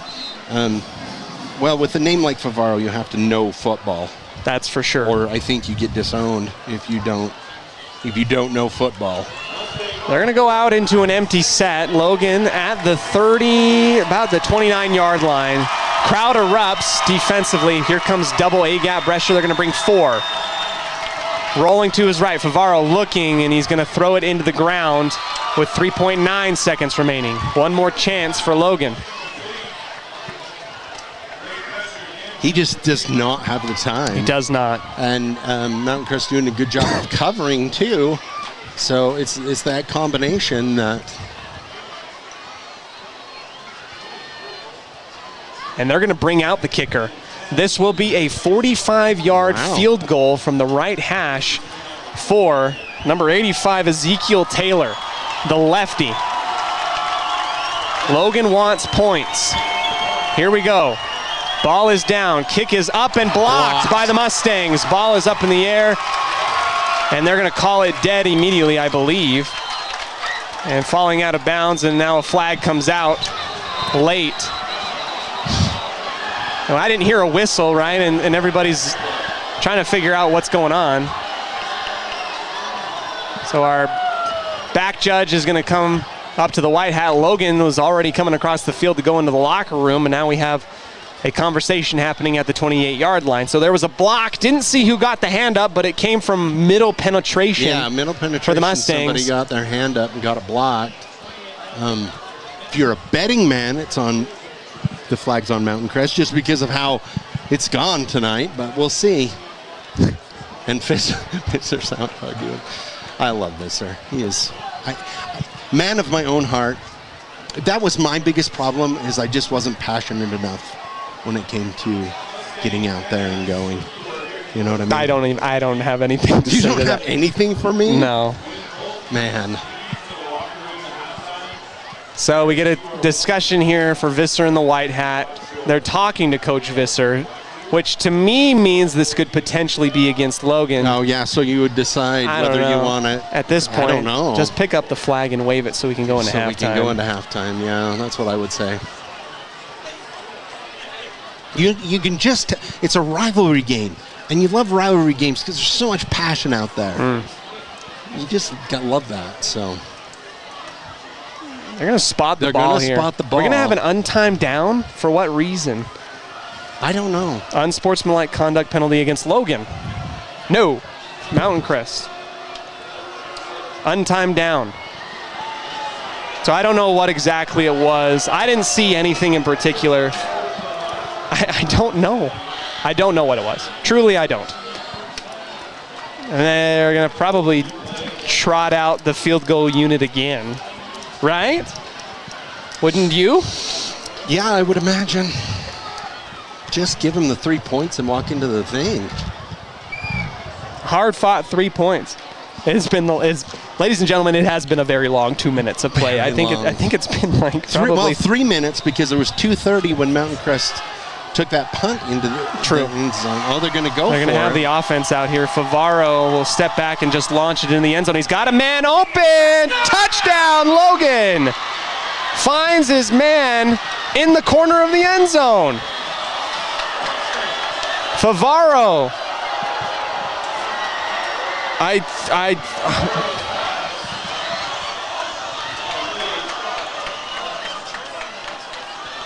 Touchdown, Logan. That was intended and found. Caden Neen on a smash route, gets it in, and Logan gets on the board. Taylor. PAT is up and through the uprights, good. Logan, untimed down in the second quarter. It is Favaro. Coach, what did you see on that play? He got out in the back free. Mountain Crest lost track of him on that backside, ended up all alone back there. I'm still confused as to why they got that. That was, I'm kind of flabbergasted. We're not 100% sure what the penalty was at the very end. And the Mountain Crest coaching staff remains at the 40-yard line while the kids went back in. They would like to talk to the referees. They would really like an explanation. That's where I would love to see the stats on this because I don't think Logan has a flag on them the entire game. Let's go into halftime. We'll come back after this quick break. Here, our sponsors, part of the game, and that is our candidate for our Old Gristmill play of the game for Logan. Yeah, absolutely. Favaro on the touchdown pass to Neen, and I believe that was from 20 yards out. So we'll take the break, going to halftime. Don't go anywhere, everyone. We'll be back after this. Mountain Crest leads 28-7 on 107.7 KLZX. From day one, right down the street, to present day, all over America, Napa and our nationwide network of parts and exceptional service were built for one mission: to keep your business moving full speed ahead. Make it 3 years in a row. Advanced Heating and AC is honored to be Best of Northern Utah Gold Medalist. Thank you for your support and vote of confidence in their company. Advanced Heating and AC, online at advancedheating-ac.com. At Adams Wealth Advisors, they believe that successful wealth management is all about planning. Adams Wealth Advisors is here to help. If you're transitioning a business, searching for the most up-to-date tax strategies, need help managing investments, or need help with estate planning, Adams Wealth Advisors has your back. From what's happening in local political elections, to breaking news, to photo galleries and replays of the latest games. If it's happening in our community, it's on CashValleyDaily.com and the Cache Valley Daily app.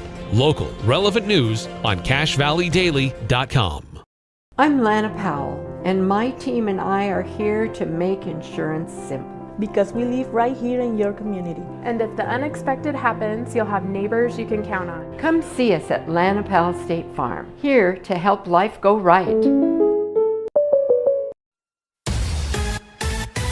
Preston Watts Collision and Glass has been your #1 resource for collision repair and auto glass. We specialize in windshield repairs. Competitive prices, call Preston Watts Collision and Glass at 563-3215. We do it right.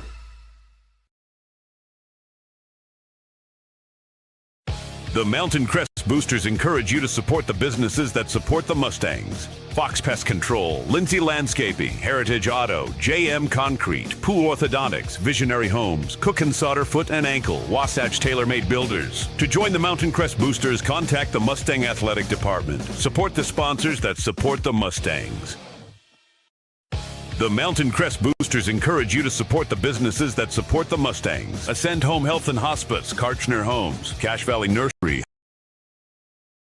Chevron, Landmark Homes, Ridley, Circle B Irrigation, Members First Credit Union, Frazzle Fix. To join the Mountain Crest Boosters, contact the Mustang Athletic Department. Support the sponsors that support the Mustangs. Logan High School would like to recognize and thank their sponsors of Logan High Football, The Logo Shop, Lucky Slice Pizza, Willis Orthodontics, Firehouse Subs, Walker 42, Logan Heroes, Scabland Roofing, Cache Valley Electric, and McDonald's. At Planet Fitness, you'll get energy without the judgment. Hi, can you help me with this? This is better. Join the judgment-free zone today for $15 a month. Planet Fitness, big fitness energy for all.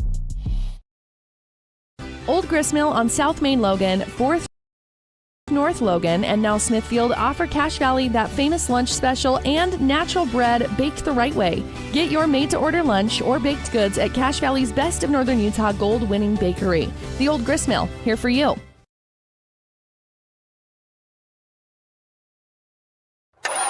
Making that uh-oh noise? Bring it to Cache Valley Auto Care. They speak fluent clunk and squeal. They'll fix it right without upselling things you don't need. Cache Valley Auto Care, behind Home Depot on 200 East in Logan. Logan High School would like to thank their sponsors of Logan High Football: Wilson Motors, A&D Landscaping, Cache Valley Bank, Murdoch Chevy, Pool Orthodontics, Factory Student Housing, Clinic, Vintage Muscle, and Duke Building Company.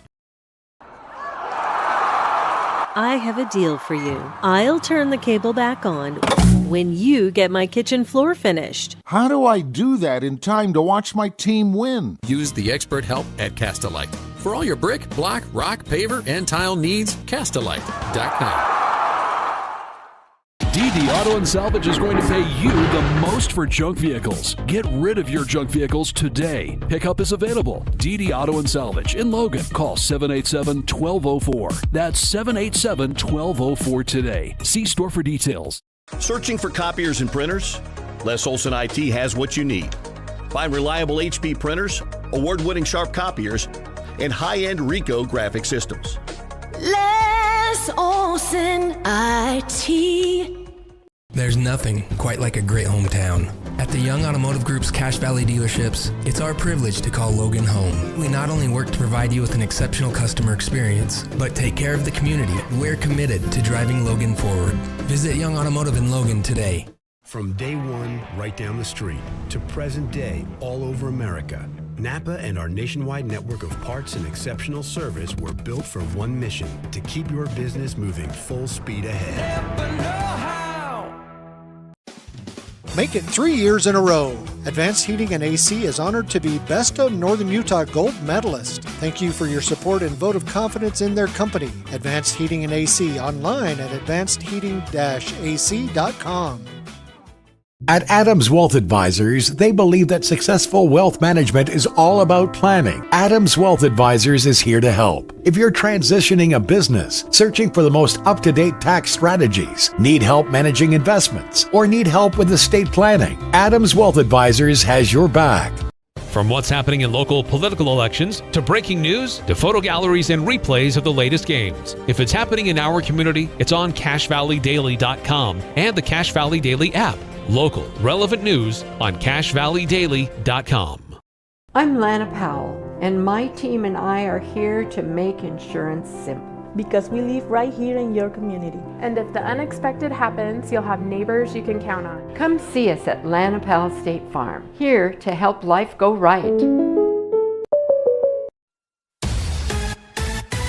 Preston Watts Collision and Glass has been your #1 resource for collision repair and auto glass. We specialize in windshield repairs. Competitive prices, call Preston Watts Collision and Glass at 563-3215. We do it right.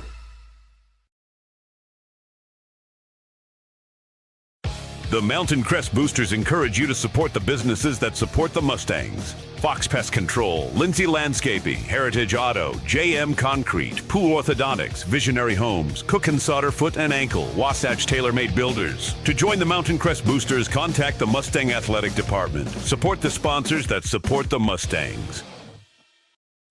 The Mountain Crest Boosters encourage you to support the businesses that support the Mustangs. Ascend Home Health and Hospice, Karchner Homes, Cache Valley Nursery, Hiram Chevron, Landmark Homes, Ridley, Circle B Irrigation, Members First Credit Union, Frazzle Fix. To join the Mountain Crest Boosters, contact the Mustang Athletic Department. Support the sponsors that support the Mustangs. High School would like to... All right, welcome back, everybody, here to halftime of Mountain Crest Logan. 28-7, the Mustangs lead, and controversial last drive, I would say, that led to some Logan points. I know that Coach Visser was not happy for multiple things out on the field. Yes. Regardless of how things go, Mountain Crest has pretty well dominated this game in all facets. They lead by 3 possessions, 28-7. They've been able to pass the ball well, although Yes. although Logan's defense has had some shining moments. They really have. They've gotten pressure on Larson. They've had a good few pass breakups, and they've really kept Logan within striking distance. It's really been the offense of Logan that's really sputtered. I think that's been a testament to how good Mountain Crest defense has really been tonight. Right, they really have. Mountain Crest defense is very stifling, and I think it has something to do. I attributed that to Mountain Crest speed coming out there, because the way they're able to close in, even if I watched some of the film from Logan, and when Favaro was pressured before in a lot of the games, he was able to come upfield and get quite a few yards like that. But Mountain Crest linebackers are just zeroing in on that, and their speed are meeting him at the line or behind. So really his choices are, quick pass, something outside. Mountain Crest really needs to, or Logan, I think, has got to really set up that quick pass, go through, and work that kind of angle coming out in this second half. Mountain Crest, on the other hand, just kind of keep doing what you're doing. I love that they're balanced on offense and defense. So, and Coach, I got to go ahead and take a moment again to shout out Keone Tupuola because we talked about a play that we felt like would be really beneficial, and I can talk about this play because it's been well retired in the playbook of Mountain Crest.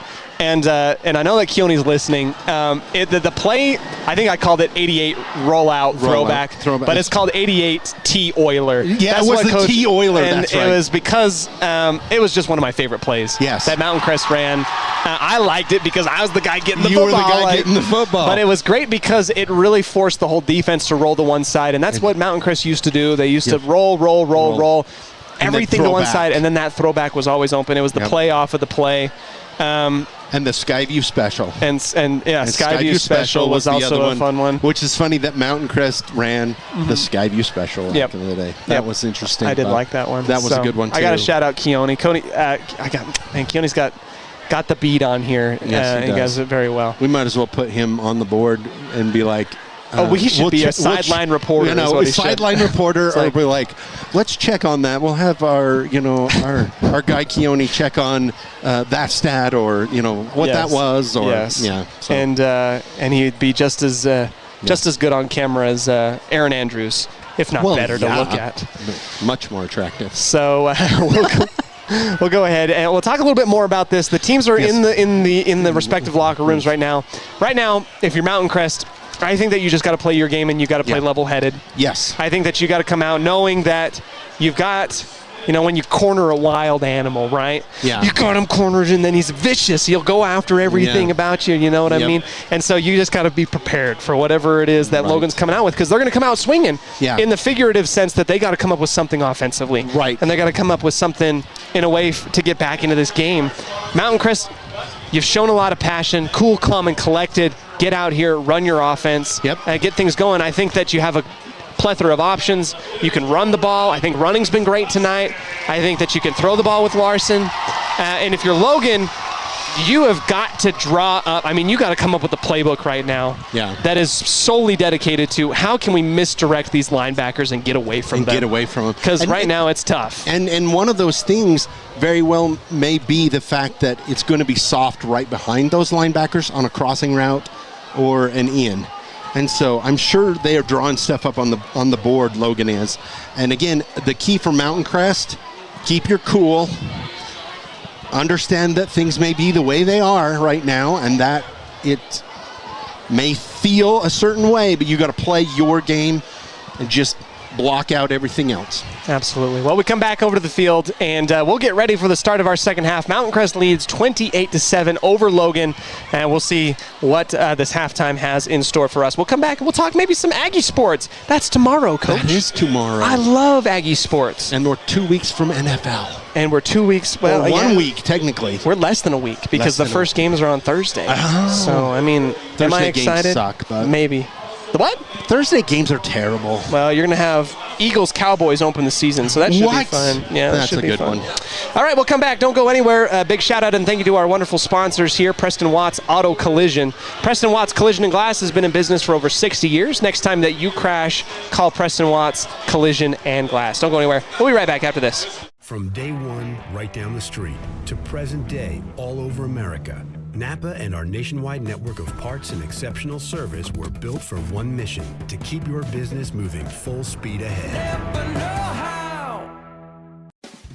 Make it 3 years in a row. Advanced Heating and AC is honored to be Best of Northern Utah Gold Medalist. Thank you for your support and vote of confidence in their company. Advanced Heating and AC online at advancedheating-ac.com. At Adams Wealth Advisors, they believe that successful wealth management is all about planning. Adams Wealth Advisors is here to help. If you're transitioning a business, searching for the most up-to-date tax strategies, need help managing investments, or need help with estate planning, Adams Wealth Advisors has your back. From what's happening in local political elections, to breaking news, to photo galleries and replays of the latest games. If it's happening in our community, it's on CashValleyDaily.com and the Cache Valley Daily app. Local, relevant news on CashValleyDaily.com. I'm Lana Powell, and my team and I are here to make insurance simple. Because we live right here in your community. And if the unexpected happens, you'll have neighbors you can count on. Come see us at Lana Powell State Farm, here to help life go right. Preston Watts Collision and Glass has been your #1 resource for collision repair and auto glass. We specialize in windshield repairs. Competitive prices, call Preston Watts Collision and Glass at 563-3215. We do it right.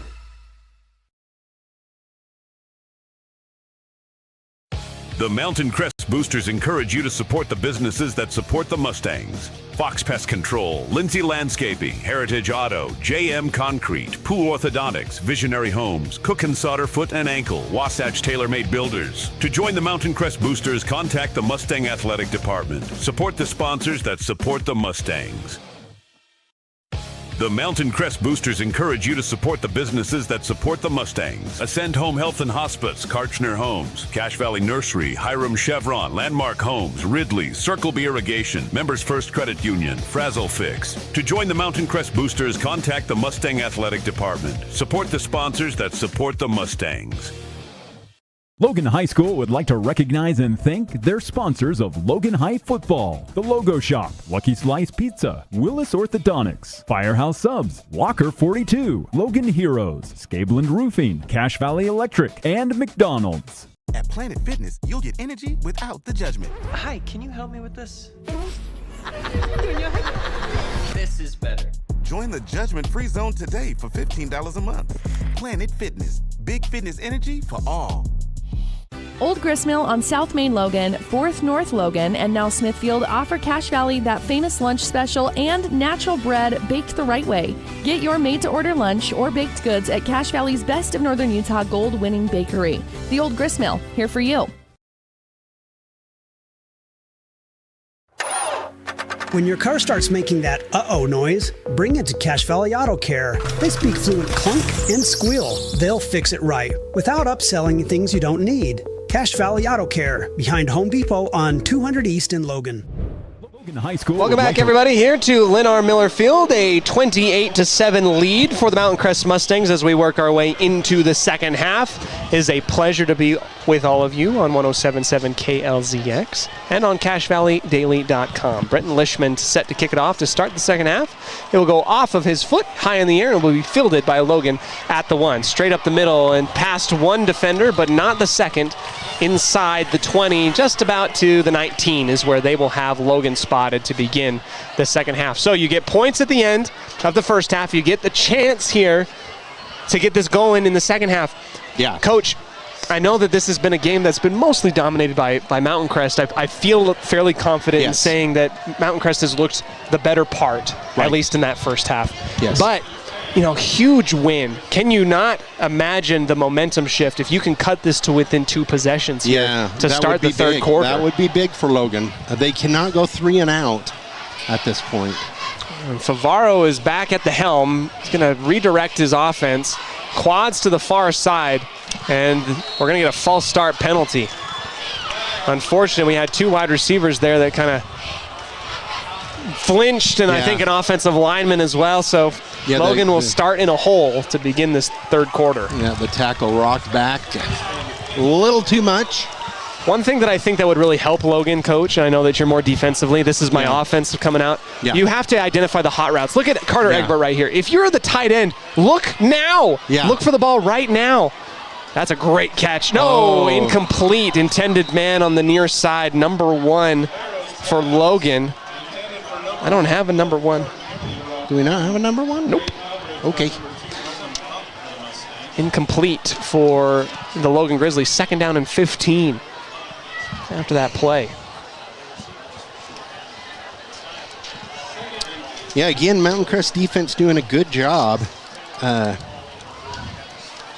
have William Ward. William Ward. Number 1. Well, that might be right. I might have the wrong. Yeah, William I've got Ward. a 1 that's missing. So 2 running backs offset. Egbert looking to blitz up the A gap. They're going to hand it off, and right up the A gap he goes. He's going to bring down the running back in the backfield for a loss of 4.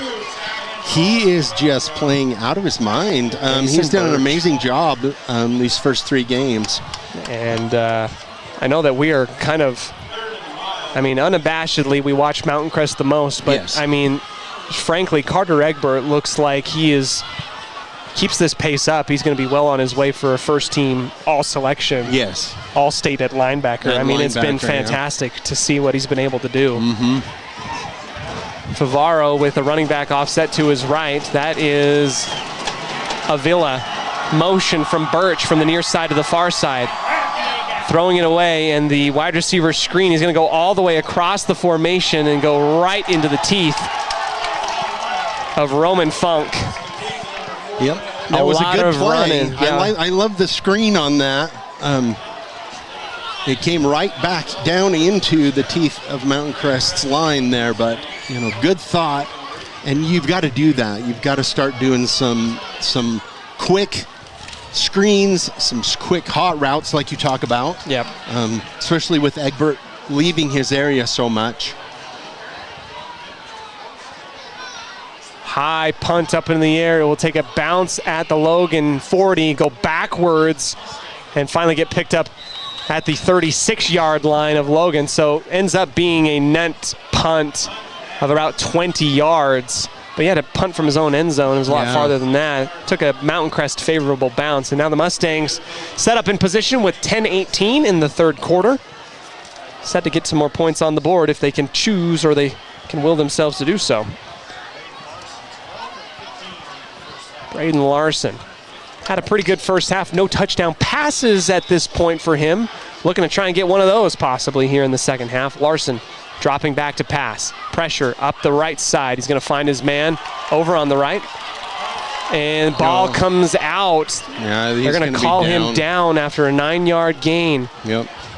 And our far sideline judge says we saw that knee down. He's going to call it immediately, so 9-yard gain. And up a little bit gimpy is McCray Crofts. Yep. Good sidearm throw, really, from Larson. Looks kind of Mahomey. Mm-hmm. Yep. It was a good tackle by the corner. Logan's tackle team, corner was able to come straight down on him, and that really popped him hard. I'm going to tell you something. Here comes a fake to the right, and Larson weasels out of one tackle, but not the second. It'll be a loss of 1 on the quarterback keeper. And, Coach, I'm going to direct your attention directly to the light. You can see a blinking green light right above the field. This is the future we live in. I believe that's a coach's camera. Is that right? That's a drone. It's a drone, but it might be Logan's drone, yes. I'm getting some film from up there. It's amazing what they have at the high school level now, because you can see down here Mountain Crest has a big screen TV to show the plays from the last couple. That's incredible. To show them what they were doing and what they want fixed. That's been like that for about 3 seasons now. Late substitution from Logan. They'll bump the play clock up as Mountain Crest was late to get to the line. 3rd down and 3. As the big defensive lineman comes out for Logan. 7 on the line for Logan right now. Mountain Crest with trips to the left. They're going to drop back to pass. Quick curl, and it is caught for the first down. Yep. Larson finds Micah Clemens on the 5-yard curl. Easy money, and a first down for MC. I've been very impressed with Logan's defense tonight. This is definitely the best defense Mountain Crest has had to face so far. And, I mean, you're seeing 28 points on there, 7 of which was a special team score. But for the most part, Logan has done a good job of keeping Mountain Crest honest. Here comes the sweep to Brady Muir, and a good block by Carter Egbert into the end zone, takes his man and tackles it himself. Touchdown. And we've got a flag back here. It will be coming back. A flag at the 18-yard line. Unfortunate. Brady Muir had a 25-yard touchdown rush. Oh, it's been one of those nights where it's just been tough for Mountain Crest. A block in the back.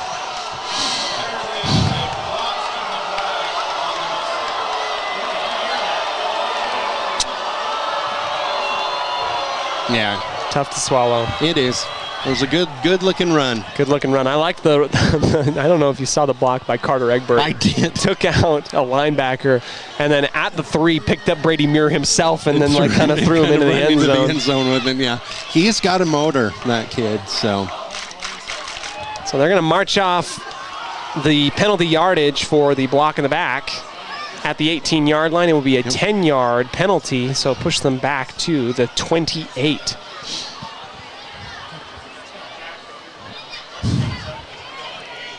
Twins with Egbert to the left of Larson. It will be a shotgun look for Mountain Crest.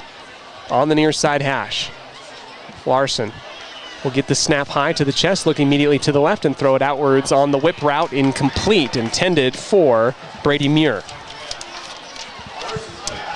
Good thought, but good coverage by Logan on that outside. And you're right, Coach. I have been impressed with Logan. This is, I believe, the best defense of the 3 weeks that we've seen. The 3 that we've seen, this is the best defense. Next week, I dare say things will step up a little bit more as well. Yeah, that'll be a huge test for the Mustangs. That's a defense that will really press you. Blitz shown by Logan. Larson will roll out to the right. Egbert will protect, and Larson's got to get it out and away. He's going to throw it across his body, looking for Passy. Incomplete. Good coverage in the end zone by number 10, Mason Red. And that's a tall frame to cover. It is. Ty Passy, 6'5". Yeah. Mason Red was a good thrown ball. Yeah, Mason Red not that tall, I'm willing to bet. He gives up a little bit of height on Kai Passy, but climbed the ladder and swatted it away. Mm-hmm. 3rd down and 12 for the Mustangs. Larson bought a lot of time, and he ate one at the end, holding on to it as long as he did. 8:16 left in the 3rd quarter. And again, this is 2-down territory for Mountain Crest. Larson will get the snap, pressure. Climbs the pocket, looks, has nowhere to go. He's going to run it himself. Out of bounds near the 15. They're going to mark him out at the 17-yard line. 4th down and 3 coming up for the Mustangs after the rush by Braden Larson.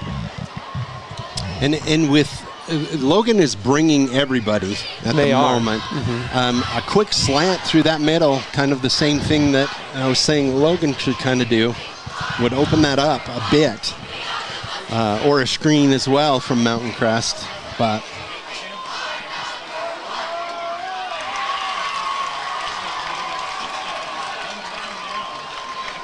bringing everybody again, bringing the house. Trips to the right side. They're going to send Egbert in motion. On the line goes Egbert. Larson will roll. 2 Mountain Crest Mustangs in the same area. He'll find Brady Muir, but he's going to be short. Yep, he will not make it. No, he'll gain 2 of the 3 needed, and Logan makes the stop against the Mustang offense. It will be a turnover on downs at the 16-yard line. Great play by Logan. I did not see who tackled Brady Muir, but they had 2 Mustangs kind of running the same route in the same area. So yeah, and they ran Egbert out to try and clear that area, and they didn't bite on it. So, but what do you have? I mean, I think Mountain Crest trusts their defense. That's why they feel like they can go on 4th as much as they do. Here comes Logan. 8:02 in the 3rd. We have yet to see a turnover in this game. You're right. We've had a punt return. And a couple live balls on the ground, but a flag comes out from the far side. We get a false start penalty against Logan. We kind of pinned them back last time with that same kind of thing.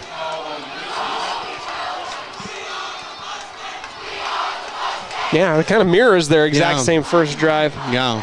And when you're facing Mount Crest defense, you can't shoot yourself in the foot like that. Favaro with 2 wide receivers to either side. He'll get the snap, pressure up the middle from Egbert. He's going to have to roll away from it. Egbert almost gets him. Throws it near the area of his intended man, Neen, and it'll be incomplete near the 20-yard line. 2nd down and 15 coming up. And they have to, Favaro does not have a clean pocket. We've kind of said it multiple times. Right. At this point, maybe you just got to find your rollout plays because you're getting blown up in the middle every time. Every time, yeah. They're just, and Egbert is just almost coming free through there every time. He's at least getting a pressure. Favaro looks over to head coach Nate Butts. 7 seconds left. 5 seconds on the play clock. Time to go. 2-1. They do not get it off. And they're going to let it roll. It was really close, and a run up the middle. And that was the first time that we've seen Logan successfully run up the gut this entire game. It was a gain of about 9, maybe 8. Maybe 8. 3rd down and more manageable after that run by Birch on the run. They got that one off, I mean, just in the nick of time. Yeah. Favaro again, trips to the near side, pressure looking. Egbert drops into coverage. In the middle, ball's tipped up in the air and then drops in between a couple defensive linemen. That's a defensive lineman's dream when you can get a pick. Dewey, I believe, got a big old paw up in the air and it goes high up in the air. It drops right in between him, Huerta, Ramos, and Kai Kaha. It was right there. It was right there, yep. Punt unit comes out for Logan. 7:26.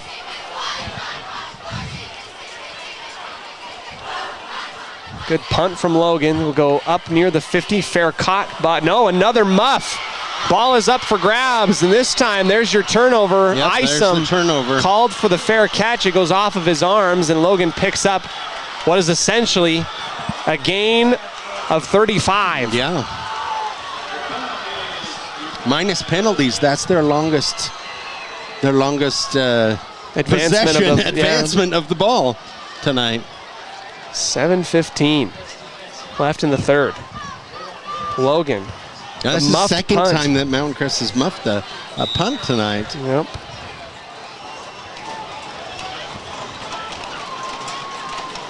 Trips to the near. Favaro will look to pass. Gets a clean rollout to the right. Has a man, and it will go low near his knees at the 35. Incomplete. Intended for Colt Red. Well played by Mountain Crest defense. And again, he's kind of scrambling, so it's hard to throw on the run. Very. It really is hard to throw on the run. I think that Favaro, I mean, he's a great quarterback, but when you're running for your life, it's tough to zero in on your players. With how much passing's being done, feels like this 3rd quarter is just going and stopping going, in time. We get like 4 seconds off the clock, and then we wait again, and then keep going. 2nd down and 10 for Favaro and company. Here comes a fake, play action to the right, caught on the flat, and then thrown forward to the 38-yard line. Completion and catch by Pingree from Favaro for a gain of 8. You know, we're seeing a little bit more movement by Logan's offense.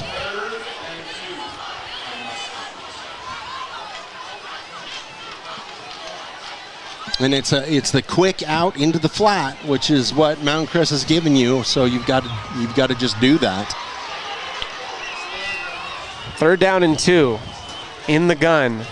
Maybe a run up the middle might be good. Here comes Carter Egbert waiting to go. Favaro looks back towards the sideline, gets the 2nd play. Looking to the right, pressure again, long ball, looking for his man. No, had to reach over the top, incomplete. pass broken up by Brock Hunter, who has a 38-yard punt return for a touchdown to his name. 4th down and 2.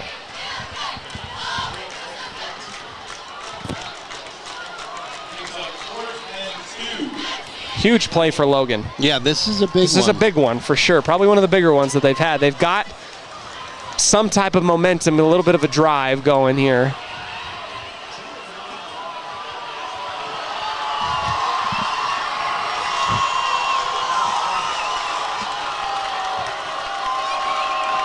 The Mountain Crest sideline trying to get there. 4th and 2, and Birch will get the first down on the draw play. He gets about 4. Stops the clock. First down, Logan. This is the longest we've seen Mountain Crest defense out here, especially with the muffed punt. They look a little bit gassed. Their arms are on their sides. And Logan getting a little bit of a push now. First down and 10 for Logan.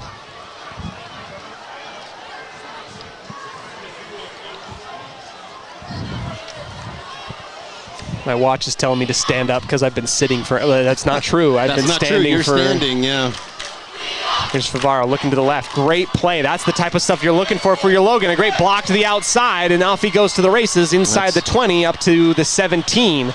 That's that curl. Yeah, that's the vacant linebacker right there is what you're looking for. Yep. They found that hole right there that we were talking about. It's been a while for that Mountain Crest defense who's been out on the field for a hot minute. Yep. Spearheaded by a muffed punt. Couple of penalties have gone against the Mustangs, and that's what has allowed Logan to be in the position that they're in right now. Bunch trips to the near side. Favaro fakes it to Birch, rolls out to his right. A little bit more of a clean pocket. Has a man, and it's going to go off of his fingertips, incomplete at the 10-yard line. A little bit high ball. His guy was open, just a little bit out of his reach. Just a little bit off the mark. Now, if you ask the receiver, it was too far. If you ask a quarterback, it hit you in the hands. You should have caught it. Right.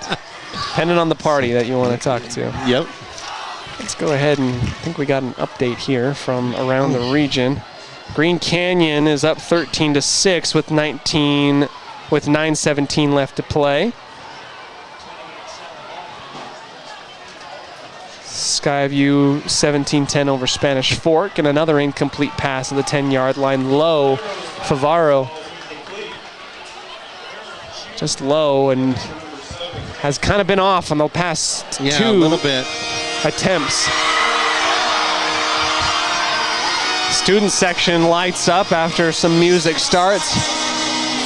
And it has kind of been a little bit dead for the Mustangs. Yeah, they need their student section has been a little flat. They need to get excited because this game is not over. They were upset with the music stopping the way that it did. 3rd down and 10. Got to stop the music when the offense is out on the field. Favaro again, whip route caught, thrown out of bounds, a gain of 8. And that little slot receiver, number 7, Jace Pingree, has been a little bit of a thorn in the side of the Mountain Crest defense. In this second half, Logan's finally figured out that underneath route is open. And they had to stop the music because the offensive play was about to happen, and it happened right before the beat drop, and that's why the student section was a little bit. They were like.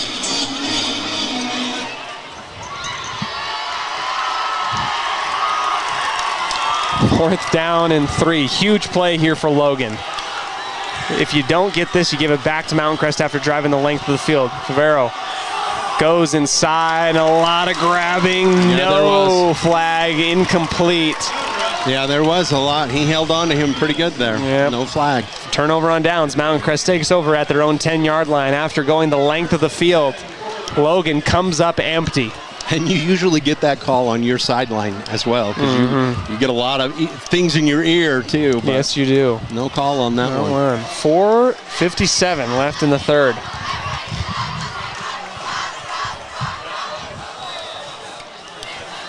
Mountain Crest is going to have to drive the field now, basically. Might want to see a little bit more of a heavy run dosage right here to try and get the clock rolling and in your favor right now if you're Mountain Crest. And they're going to ignore me completely and launch it deep. It will be incomplete, intended for his man on the far sideline, trying to get the deep shot. Yep. For, I believe that was Micah Clemens. Trying to do a dagger.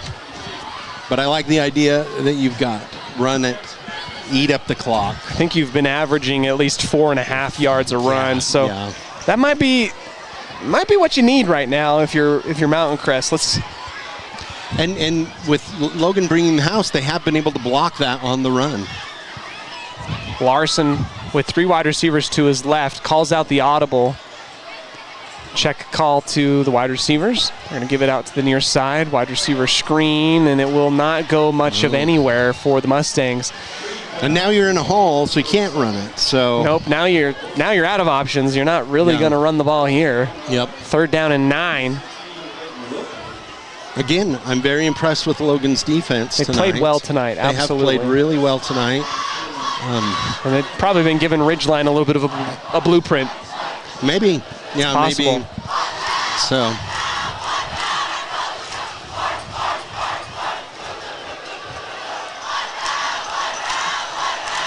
Twins to either side. Larson needing to pick up 9. Looks to his left, flush to his right.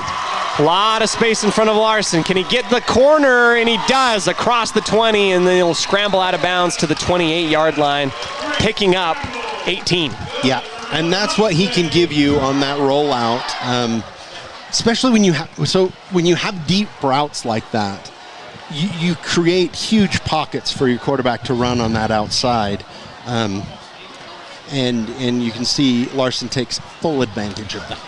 Larson tonight accounting for his sacks, stealing a little bit of from our friends over in the other booth, averaging 8 yards a carry tonight so far in this one. A little bit more of a tight formation. Handoff to the near side and just a missed block. Yeah. Coming in and a great tackle there. Number 16, we've called his name a few times, Clayton Wilkie.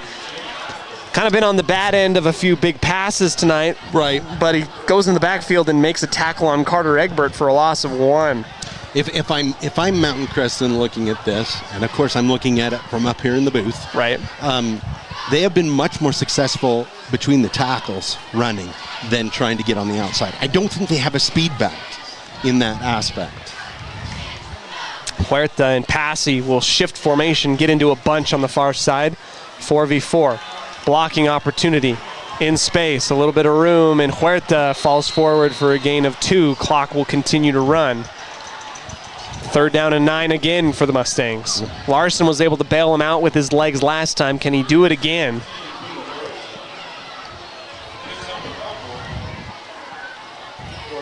And the Mountain Crest offense is a little bit, it has been a little stagnant since the second quarter. Yeah. Not a whole lot. 21 points for the offense. Well, that's nothing to sneeze at, but you kind of feel similar as to what you did against East. You feel like there's a lot more on the bone here. A lot on the field, yeah, for sure. Motion from Cale Olson to the near side. Larson will get the snap. Got a little bit of room. He gets a shot inside. It's going to go over the head of Micah Clemens. Incomplete. 35-yard line, and Logan starting to get a little bit of life into them. They're going toe-to-toe with Mountain Crest right now, and they've been doing so ever since the punt return. Yeah. 2:27 left in the 3rd.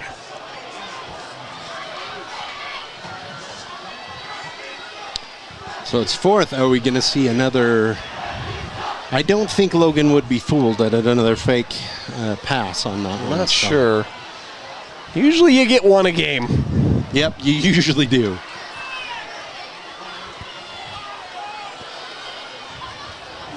Late rotation, and they're going to get a timeout. I think you take the penalty. Oh, they got it off.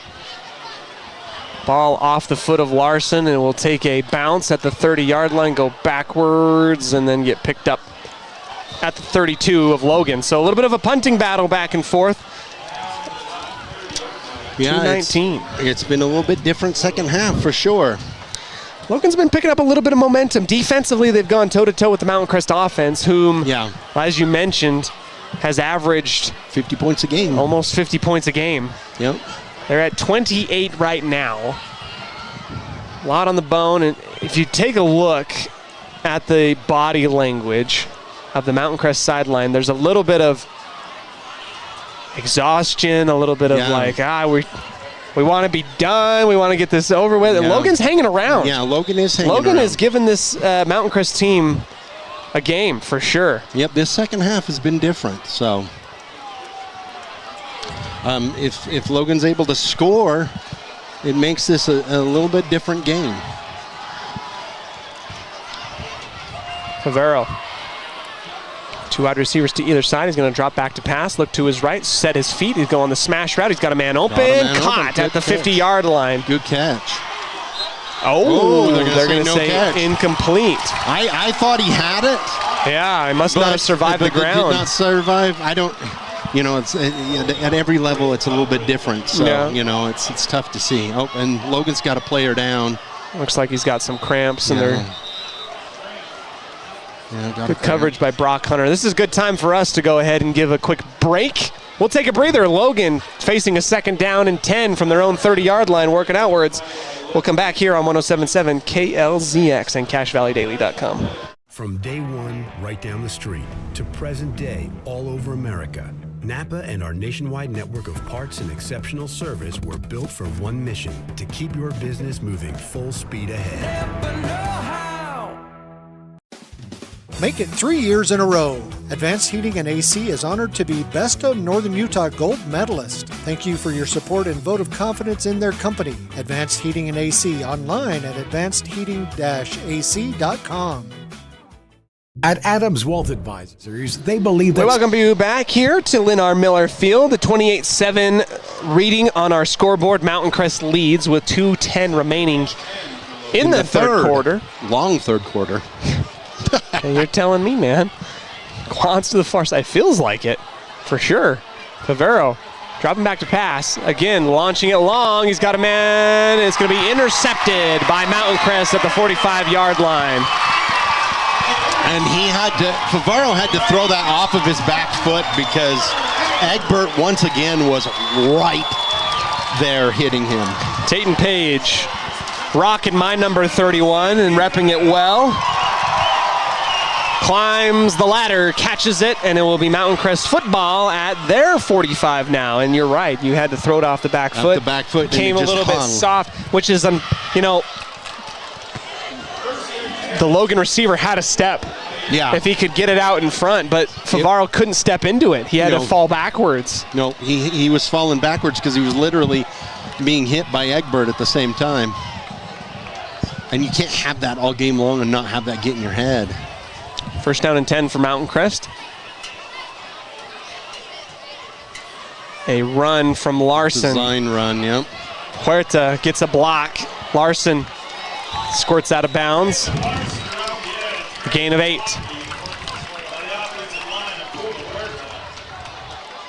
And this just might be me, but I don't.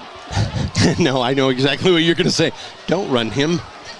Is that what you were going to say? Well, I was like, no, I mean, like, Braden Larson, you're an athlete. You can go out there. You don't want to play scared, but I just don't remember these quarters being as long as no. These quarters have been so long. Well, they keep running out of bounds and dropping the ball. Well, yeah, I mean, there's been a combined 80 pass attempts in this game as well. Here's Larson again with another one.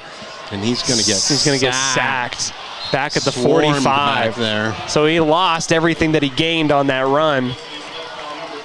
Yeah, he did. Now third down and 10. Held on to it for just a little bit too long. Yep. And again, give it up to the defense. Now, one thing I'll point out is in order to get that pressure, Logan is bringing 7 at times. They are. 6 or 7 at a time. So Mountain Crest really has got to see that and realize that middle of the field is open. A quick slant is going to open up to you. Larson. Here comes that wide receiver screen, but guess what? Clemens able to shake the one defender that was going to get him. Coming up from behind, Clemens at the 40 of Logan, and he stretches the ball forward. There we go. little bit of a flag comes out. Yeah, it was a hit out of bounds on that one. And then another flag? Yep, they're going to be offsetting penalties because Clemens pointed the way of where that penalty was going to go originally. So, but he was just pointing first down. You can do that. You can do that in height. Clock stops with 1 minute in the third quarter. And somebody else has got to go talk to the officials because Coach Visser's already on his last warning. He's on his last. And I'm going to end up getting calls from the head officials if I don't bite my tongue. And you know, you're not down there. They could be saying something out loud. They could, yeah.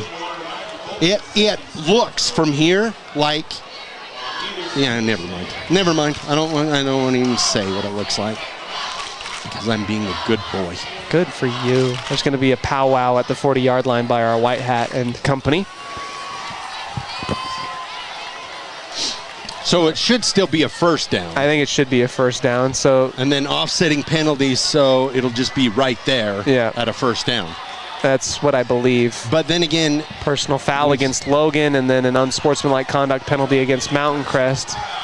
I think they're just going to put the ball right where Micah Clemens went out of bounds. And now that's what it seems like it's going to happen. Ball's spotted right at the 41 or the 39, excuse me.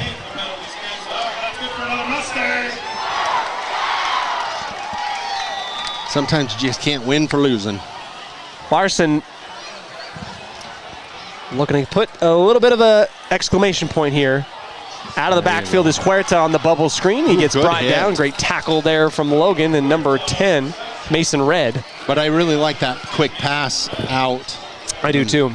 Gets the ball out. It negates all that pressure. It's almost the same thing on both offenses, what you've got to do. Yeah. It's very similar. Because the defenses are playing very similar to each other, and that is that they are overloading the line and getting very quick pressure up the middle. Right. And so you've got to find something behind that pressure or bubble it out or get it away. Yeah, quick. 21 seconds left here in the third. Second down and 4 from the near side hash at the 33. Larson, this time with time for the first time in a while. And he's going to scramble regardless. He had a lot more time to do it. Larson runs out of bounds. Well, and that's you got to give credit to Logan's defense because he didn't have anywhere to go with that ball. Yeah, the coverage was pretty good. So he bailed out pretty quickly. Yeah. He's like, well, I'll just take why not use my legs? I'll use my legs. Yep. 9 seconds left in the third.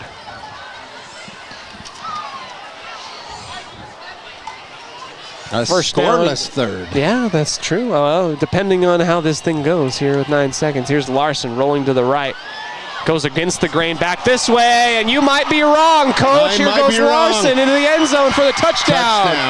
Yep, I was wrong with the last 0.6 seconds left on the clock.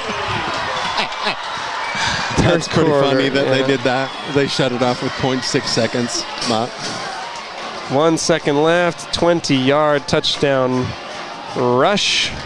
So, you know what I would really like to see, and I don't know if Mountain Crest has this in their arsenal, where they're rolling that way. You know how Larson was able to cut back and knife his way through that? Yeah. I would love to see a throwback on that.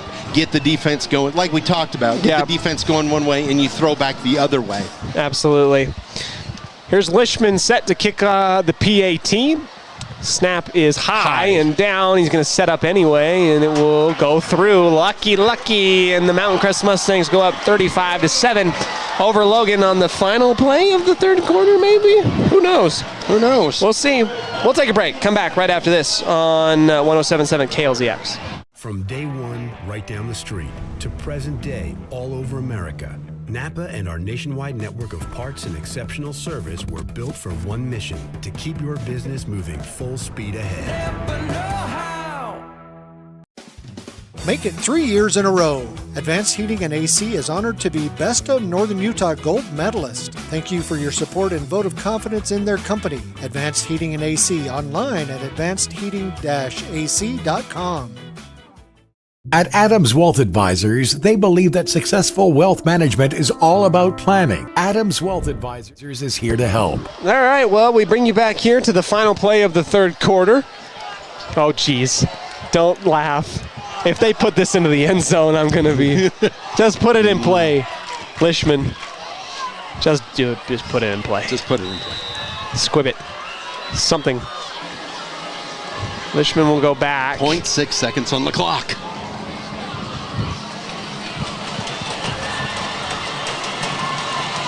Kick is out and away, and it will go into the back of the end zone for a touchback. So we will get one more play in this quarter, a.k.a. the longest quarter in football history.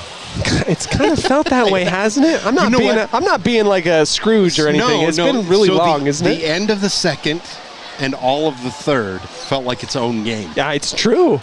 So the last 2 minutes of the second and all of the third could have been its own game. I want to look back on, and it sounds like I'm just being a grumpy old fart, but I think that your bedtime. I think we were hitting that point around 7:45. Yeah. Yeah. So it's now 9:10. Yeah, 9:10. Skyview 17, Spanish Fork 17, 6 minutes left in the fourth. Ooh, man, Skyview cannot afford to lose another heartbreaker. I don't think they can. No. Here comes a toss to the right side, and it will be a good gain of about 9 to the tight end. I keep cutting you off. It's okay. Graydon Olson's the one that caught it. There you go. It'll be 2nd down and 1 coming up after the break. Doing exactly what we were talking about. Yep, finding that soft spot behind the linebackers, the vacant linebackers. Yeah. You're 100% right. We'll take the break. Come back right after this on 107.7 KLZX. From day one, right down the street. At Planet Fitness, you'll get energy without the judgment. Hi, can you help me with this? This is better. Join the judgment-free zone today for $15 a month. Planet Fitness, big fitness energy for all. Old Gristmill on South Main Logan, 4th North Logan, and now Smithfield offer Cache Valley that famous lunch special and natural bread baked the right way. Get your made-to-order lunch or baked goods at Cache Valley's Best of Northern Utah gold-winning bakery. The Old Gristmill, here for you. When your car starts making that uh-oh noise, bring it to Cache Valley Auto Care. They speak fluent clunk and squeal. They'll fix it right without upselling things you don't need. Cache Valley Auto Care, behind Home Depot on 200 East in Logan. Logan High School would like to recognize and thank their sponsors of Logan High Football: Wilson Motors, A&D Landscaping, Cache Valley Bank, Murdoch Chevy, Pool Orthodontics, Factory Student Housing. Back here in Hiram, 2nd down and 1 for the Logan Grizzlies. Bunch to the near side. They're going to fake the screen, go to the opposite way, and here comes a big sack. Puma Huerta takes him down and then picks him right back up like a good old sport. It'll be a loss of 9 on the play. Yeah, he just came in and was able to just... It looked untouched. I don't know if it was untouched. It was definitely really fast, that's for sure. 3rd down for the Mustangs. The student section gets a little bit more rowdy. Tonight is, I can't remember what they're calling it, but it's Cowboy Hat Night. That's funny because Redneck Out is against Bear River. Oh, is that? I don't remember. Flags out on the play. Mount Crest adjusted, but I don't think they crossed. Oh, it's going to be, they're going to start against Logan. Again, kind of shooting themselves in the foot back there with that. Mount Crest has started doing a shift on that defensive front, and that's the whole point of that, is trying to get it into jump. So,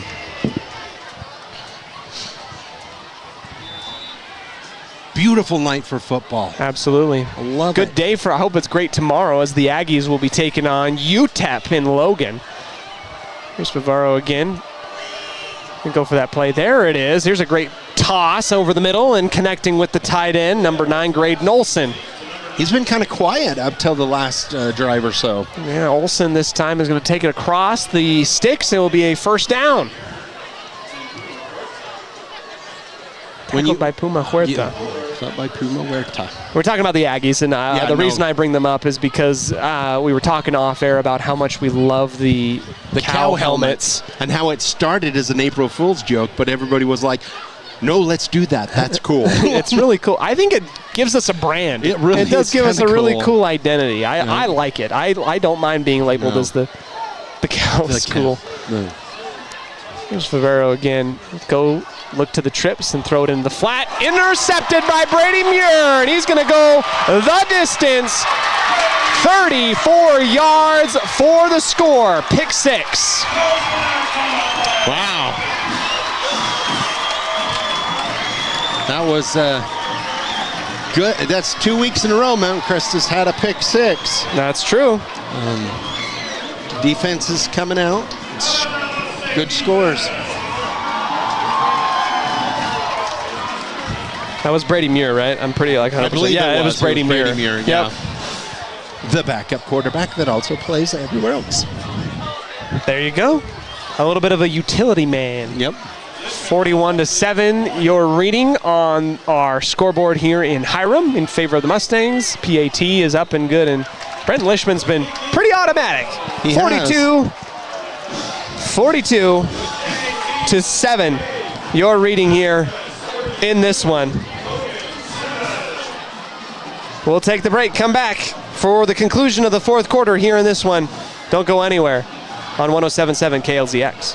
From day one, right down the street, to present day, all over America, Napa and our nationwide network of parts and exceptional service were built for one mission: to keep your business moving full speed ahead.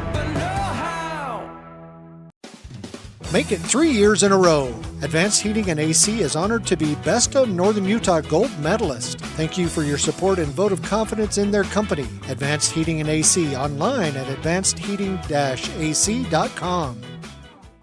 At Adams Wealth Advisors, they believe that successful wealth management is all about planning. Adams Wealth Advisors is here to help. If you're transitioning a business, searching for the most up-to-date tax strategies, need help managing investments, or need help with estate planning, Adams Wealth Advisors has your back. From what's happening in local political elections. We welcome you back under the bright lights of Lennar Miller Field. Mountain Crest leads 42-7 after a 34-yard pick 6 by Brady Muir. And Lishman will put that ball into the end zone. And Logan will come out with just under 10 minutes remaining in this game. Mountain Crest trying to put this thing on ice and get ready for a matchup next week as they will travel to Ridgeline, to Millville, to take on the red-hot Ridgeline River Hawks. And as it stands right now, both will be undefeated when they meet. 3-0, both teams. And yep. Let's get the ESPN, let's get College Game Day out there to go cover it, right? Right. They don't need me. They need tomorrow Chris Fowler needs to be doing that call, not me. Tomorrow is Coach. Last game day. Coach, what's his name? Favaro. No. Lee Corso. Ball is thrown behind and out of bounds. Favaro intending to go to number 4, Colt Red.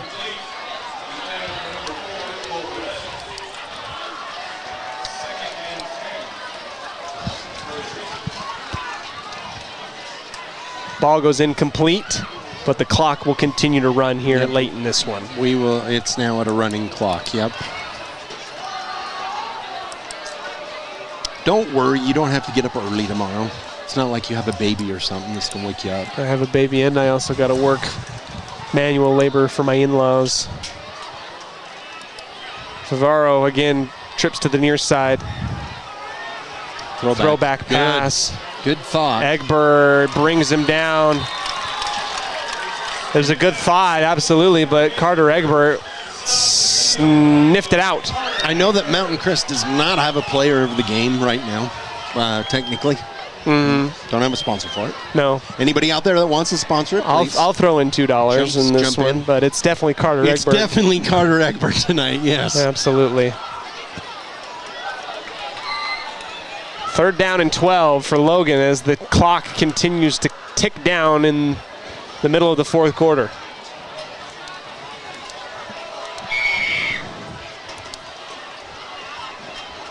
Blitz coming, sloughing off, only bringing 3 and getting pressure with 3. Favero overthrows his man, incomplete near the 28-yard line, and taking a tumble there down towards the ground was number 5, Caden Neen. 4th down for Logan. Quick 3 and out for Logan there. Had something.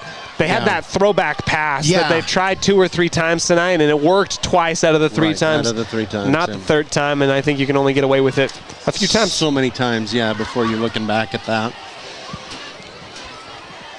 Long snap into the waiting arms of the punter of Logan. It's going to be a line drive kick. Takes a bounce at the 50, and it will roll the Grizzlies' way out of bounds to about the 34-yard line. Yep.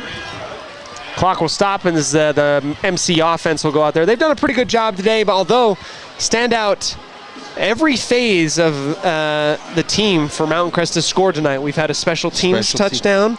We've had a defensive touchdown, and then we've had offense also getting in on the action as well. Yep. All of which have been rushing touchdowns, though. No passing touchdowns in this one. Although Braden Larson has done it well with his legs, averaging over 10 yards a carry tonight on his own. And that's been on really like scrambles. Right. There's not a couple really designated plays. Designated, but the vast majority have been on scrambles. So, and moving forward to next week, Mountain Crest got to work out a way to get him more time in the pocket. Definitely. Because it does not get easier after tonight.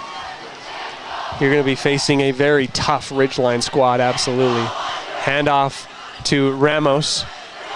Takes the D end on a piggyback ride for a gain of 2 as the whistle blows. As the clock ticks under 7 minutes. And Coach, football season is pretty well in full swing now. It is. High school football will be entering its 3rd week next week. College football starts tomorrow. Has already started, yes. Carter Egbert now gets through the line and lowers the shoulder past the sticks up to the 46. And that will be a 1st down for Mountain Crest. Boise got beat with the stick by... Yeah, they did. Kind of surprising. I was kind of surprised by that. I think Logan got a timeout. Timeout off in time. Yeah, they tried to substitute. Yep, Mountain Crest good at trying to catch them. Yes, they are. They'll burn that timeout. And Coach... Yeah. Let's take a break. I had something. Did you want to talk USU football? I'm excited for USU football. You're 100% right. And it's like a mystery box, right? It can be anything. It could be, I can see just as much a spread as a wildcat. Exactly. Any offense. I don't know what Bronco's going to run. No. I don't know what their defense is going to be. No. We don't know who's playing what. We basically just know that Bryson Barnes is the starting quarterback. Right. That's basically that. I can see just as likely an 8-4 season as I could a 3-9 season for the Aggies. I don't know. No. I have no idea what's going to happen with them. Well, they had close practices, and nobody knows what they look like. Yeah. Braden Larson now will pitch it out to the far side. This is Nathan Wells. Well, with the close practices, and then anytime anybody asked Bronco, Bronco, what are you going to run? I don't know. And he's like, wow, that's a great question. Next question. I don't know. I don't know either. We're going to flip a coin. Bronco. You got to roll a D20 and then decide what your offense is. Who knows? I mean, truly anything. Yep. Bronco Mendenhall is an enigma. He is. The last time he coached at Merlin Olsen Field, he won. There you go. There's Wells, and he's going to get a breakthrough speed up to the 40. Almost trips over himself past the 30 down the far sideline and lowers the shoulder to the 15. Huge run by Nathan Wells. Huge one, yeah. Good run. You're 100% right. And if you would have told me... Killed Chucky Keaton. I don't think that he did that. But well, his defense did. Get up, Chucky. 5. What was I had an actual thought. Sorry, I don't know. You've stun-locked me. You've stun-locked me. Yep. Huge run by Nathan Wells. They're inside the 15. 15-yard line, first down and 10. If you would have told me 3 years ago that we would have Bronco Mendenhall as our head coach, and that he's the highest paid coach in what is going to be the future Pac-12 almost. I'd be pretty surprised. Here's Larson rolling out to the right. He's going to throw to the corner of the end zone. Incomplete. Yeah, that surprised me too, because Utah State is generally tight-pursed when it comes to their coaches. But I guess they're trying to prove that they're not. I guess they're trying to say that, we want to compete and we want to spend some money. Well, and I guess they got to get it somewhere, because I was looking at single game tickets yesterday. I was like, oh yeah, look at the cheapest stuff. I'm like, $60 for the cheapest tickets? Oh no. We're in danger.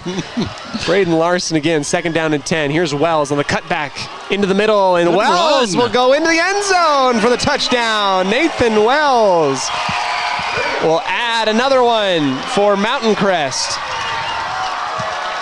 15 yards out. So in the final moments, the last 40 seconds, Green Canyon blocked an extra point and ended up winning 13-12. Wow, congratulations to Green Canyon. Versus, I believe that is Pleasant Grove.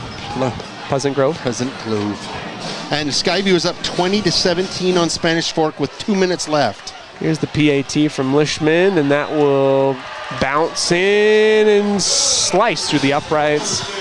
49-7. Any other updates, Coach? Just those two. Ridgeline won 41-0 versus Brighton, which is a good Brighton team. It's not a massive. No, not at all. Brighton's a good 5A, 6A team. I don't know. Is Brighton 5A or 6A? I can't. There's 5A. Okay.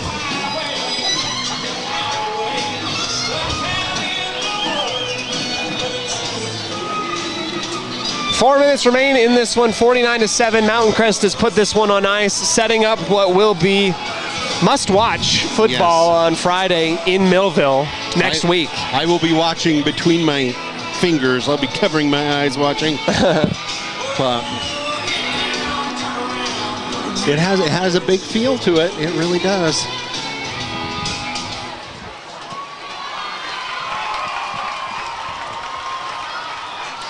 Mountain Crest, I'm going to point out, are almost dead on for their points scored and points allowed for the season, which is weird because there was that huge third quarter where nothing happened. Yeah. Lishman will boot it away, and this will be a squib kick. It will take a dive at the 15, scooped up, and then bounced off the chest plate of a Logan Grizzly. And here goes Logan across the 40. Here's a play. It's a foot race. Can Lishman track him down? No, inside the 10, and he's not going to get the whole way. He's going to be tackled at the 5 by Brock Hunter. That was an amazing run, though. Absolutely electric run by Jace Pingree, who I believe is probably the Logan player of the game tonight. He's been everywhere reception-wise. Outside of Favaro, I've called his name the most. Yeah. And he takes it 90 yards from his own 5 down to the 5 of Mountain Crest. And it bounced off of his chest. He was able to gather it up again and not panic and go down the field. Good play by Logan's special teams.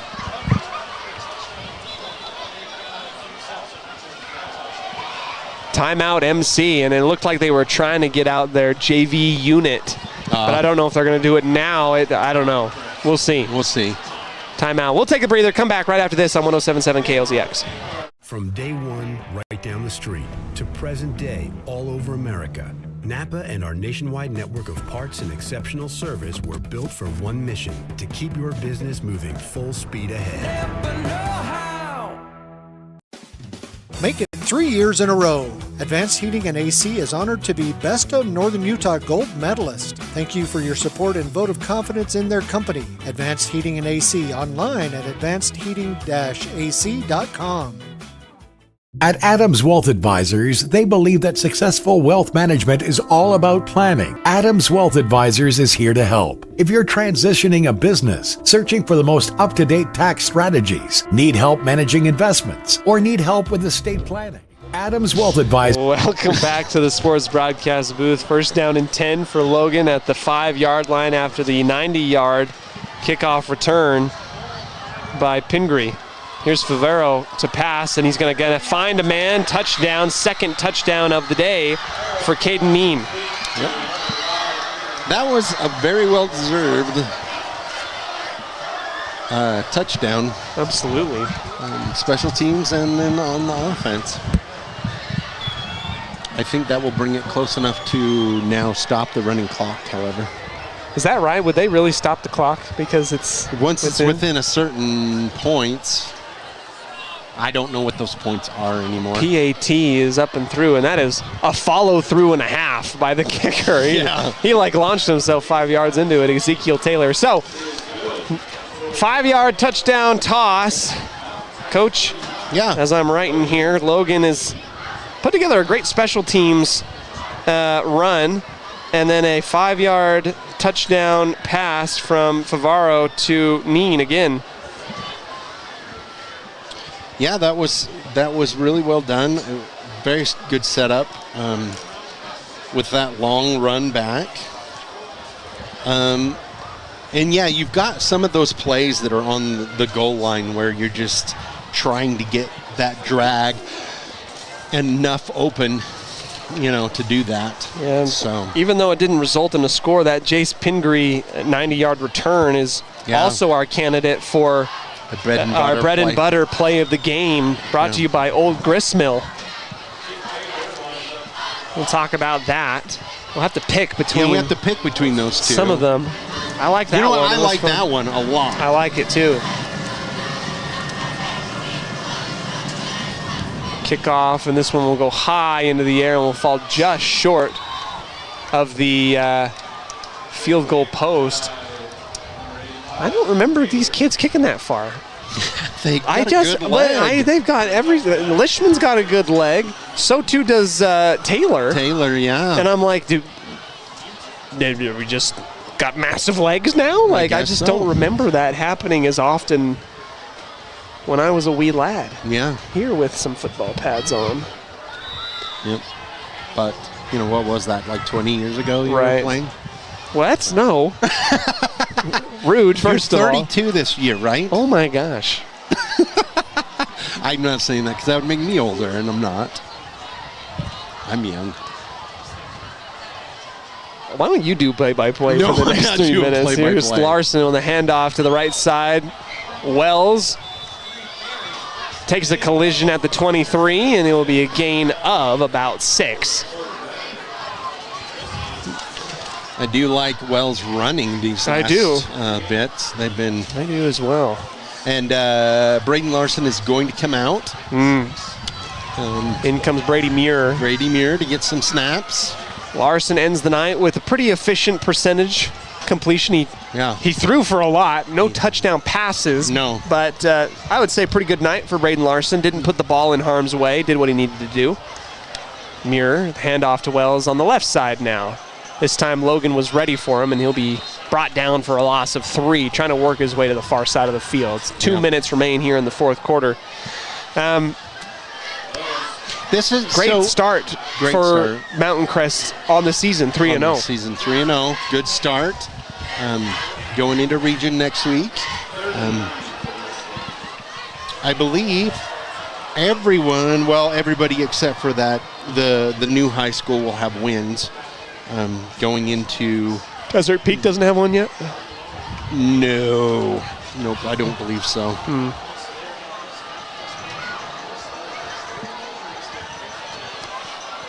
Larson once again. Oh, excuse me, this is Muir with 2 wide receivers to either side. It will be a pass from Muir, and it will be incomplete, intended for his man Isom on the far side. Fourth down now and 9.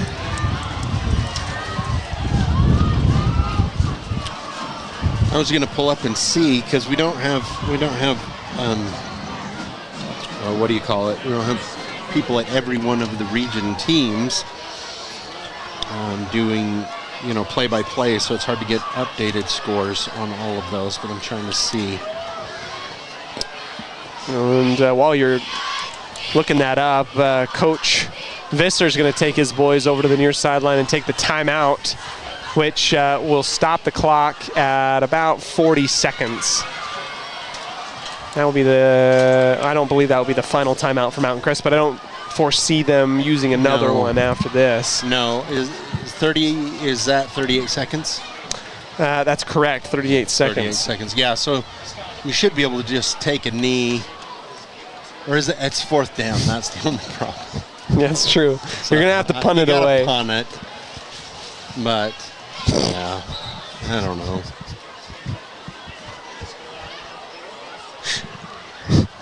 Yeah, you got to punt it here. You know what?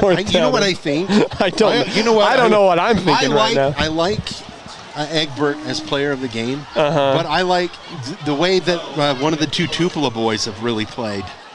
Oh, have you? I would give them the player of the game. I would give them player of the game. Do you know what? I think COC or Kekoa should get. Yeah, let's give COC player of the game. That's like what that. Do you know what? I think that's a grand idea. It's a good idea. I think that's fantastic. We'll write that down. Yeah. Add that down. It's a flag. Whatever that reward is that comes in for COC. Yes. We'll tell him that he's getting that. So. Well, we get a flag on the play. We'll march Mountain Crest backwards 5 yards because they weren't able to get it off in time. We'll see this punt come up. See if we can get a good punt here and pin them back. Here we go. From their own goal line, the punt comes off the foot, a little bit awkward for Mountain Crest, and will roll backwards to about the 34-yard line. Not a great punt, for sure, but not a great punt. Looking forward, I'm going to pull this up real quick. Looking forward, of course, Mountain Crest's got to travel to Ridgeline for the start of their regular or their regions. Yeah, region play starts up. The real stuff starts up pretty soon. Yes, it does.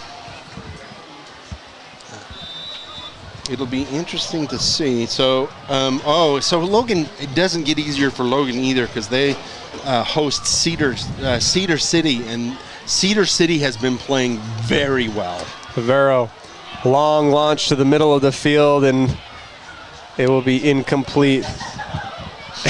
That should have been a flag, young one. I understand completely, but It's time to go home. It is time to 49 to 14, your final score. Mountain Crest takes care of business against Logan, and they leave their home field tonight up 3-0 on the season. They have a date with Ridgeline for what is currently going to be a huge game implementation-wise in the region. Coach, time for us to kind of talk a little bit about the bread and butter play of the game for Logan. I know we had a couple of different options. 2 separate touchdown passes from Favaro to Need. One that got them within 28-7. Another one just moments ago that got them to 49-14. But I want to give it to Jace Pingree for that 90-yard kickoff return. Didn't end with points, but boy, it sure counted in my heart. Yeah, it really did. And you got to think, and you know this as well. When you're down by that much, a lot of times blockers, sometimes they kind of give up on the plays. The runners give up on it, but nobody on Logan gave up on that special teams play, no matter what the score was. Not at all. And so I definitely, because that goes to the heart of those kids for sure. Mountain Crest played very well tonight. They will move on to face Ridgeline. Logan plays Cedar City. Later on at Logan. Logan's schedule is a lot more favorable and kind to them in terms of travel this year than it was last year. Yes, they're at home a lot more. Yes. Last year they were on the road a lot. Well, we'll wrap up things here, and we appreciate your time on 107.7 KLZX, our post-game show brought to you by Young Automotive. Think young, drive young. We want to tip our cap to all of our friends at Mountain Crest here tonight that allowed us to broadcast the game to you. We appreciate their time and yours as we conclude this tonight. Coach, any last thoughts before we wrap things up? You know what? This is a great game to have on film so that you can start tightening up some stuff. Mountain Crest definitely has some stuff to work on before next week. And so, you know, it was fun. It was a fun rivalry game. Final score here in this one, Mountain Crest 49, Logan 7. Mustangs get the dub on their home turf. We get ready for more action as football continues on the rest of the week. On behalf of all of us on 107.7 KLZX and CashValleyDaily.com, we say thank you. And as always, go Mustangs. We'll let that go. Number 50. This Mountain Crest Mustangs broadcast has been a presentation of 107.7 KLZX and CashValleyDaily.com. Made possible by the support of our sponsors, Cast-A-Lite Brick and Tile, Mountain Crest Boosters, Les Olson IT, Lana Powell State Farm, Adams Wealth Advisors, DD Auto Salvage, Preston Watts Auto Collision, Planet Fitness, Napa Auto Parts, Young Automotive, and Cache Valley Daily. Catch replays and photo galleries of previous games on CashValleyDaily.com.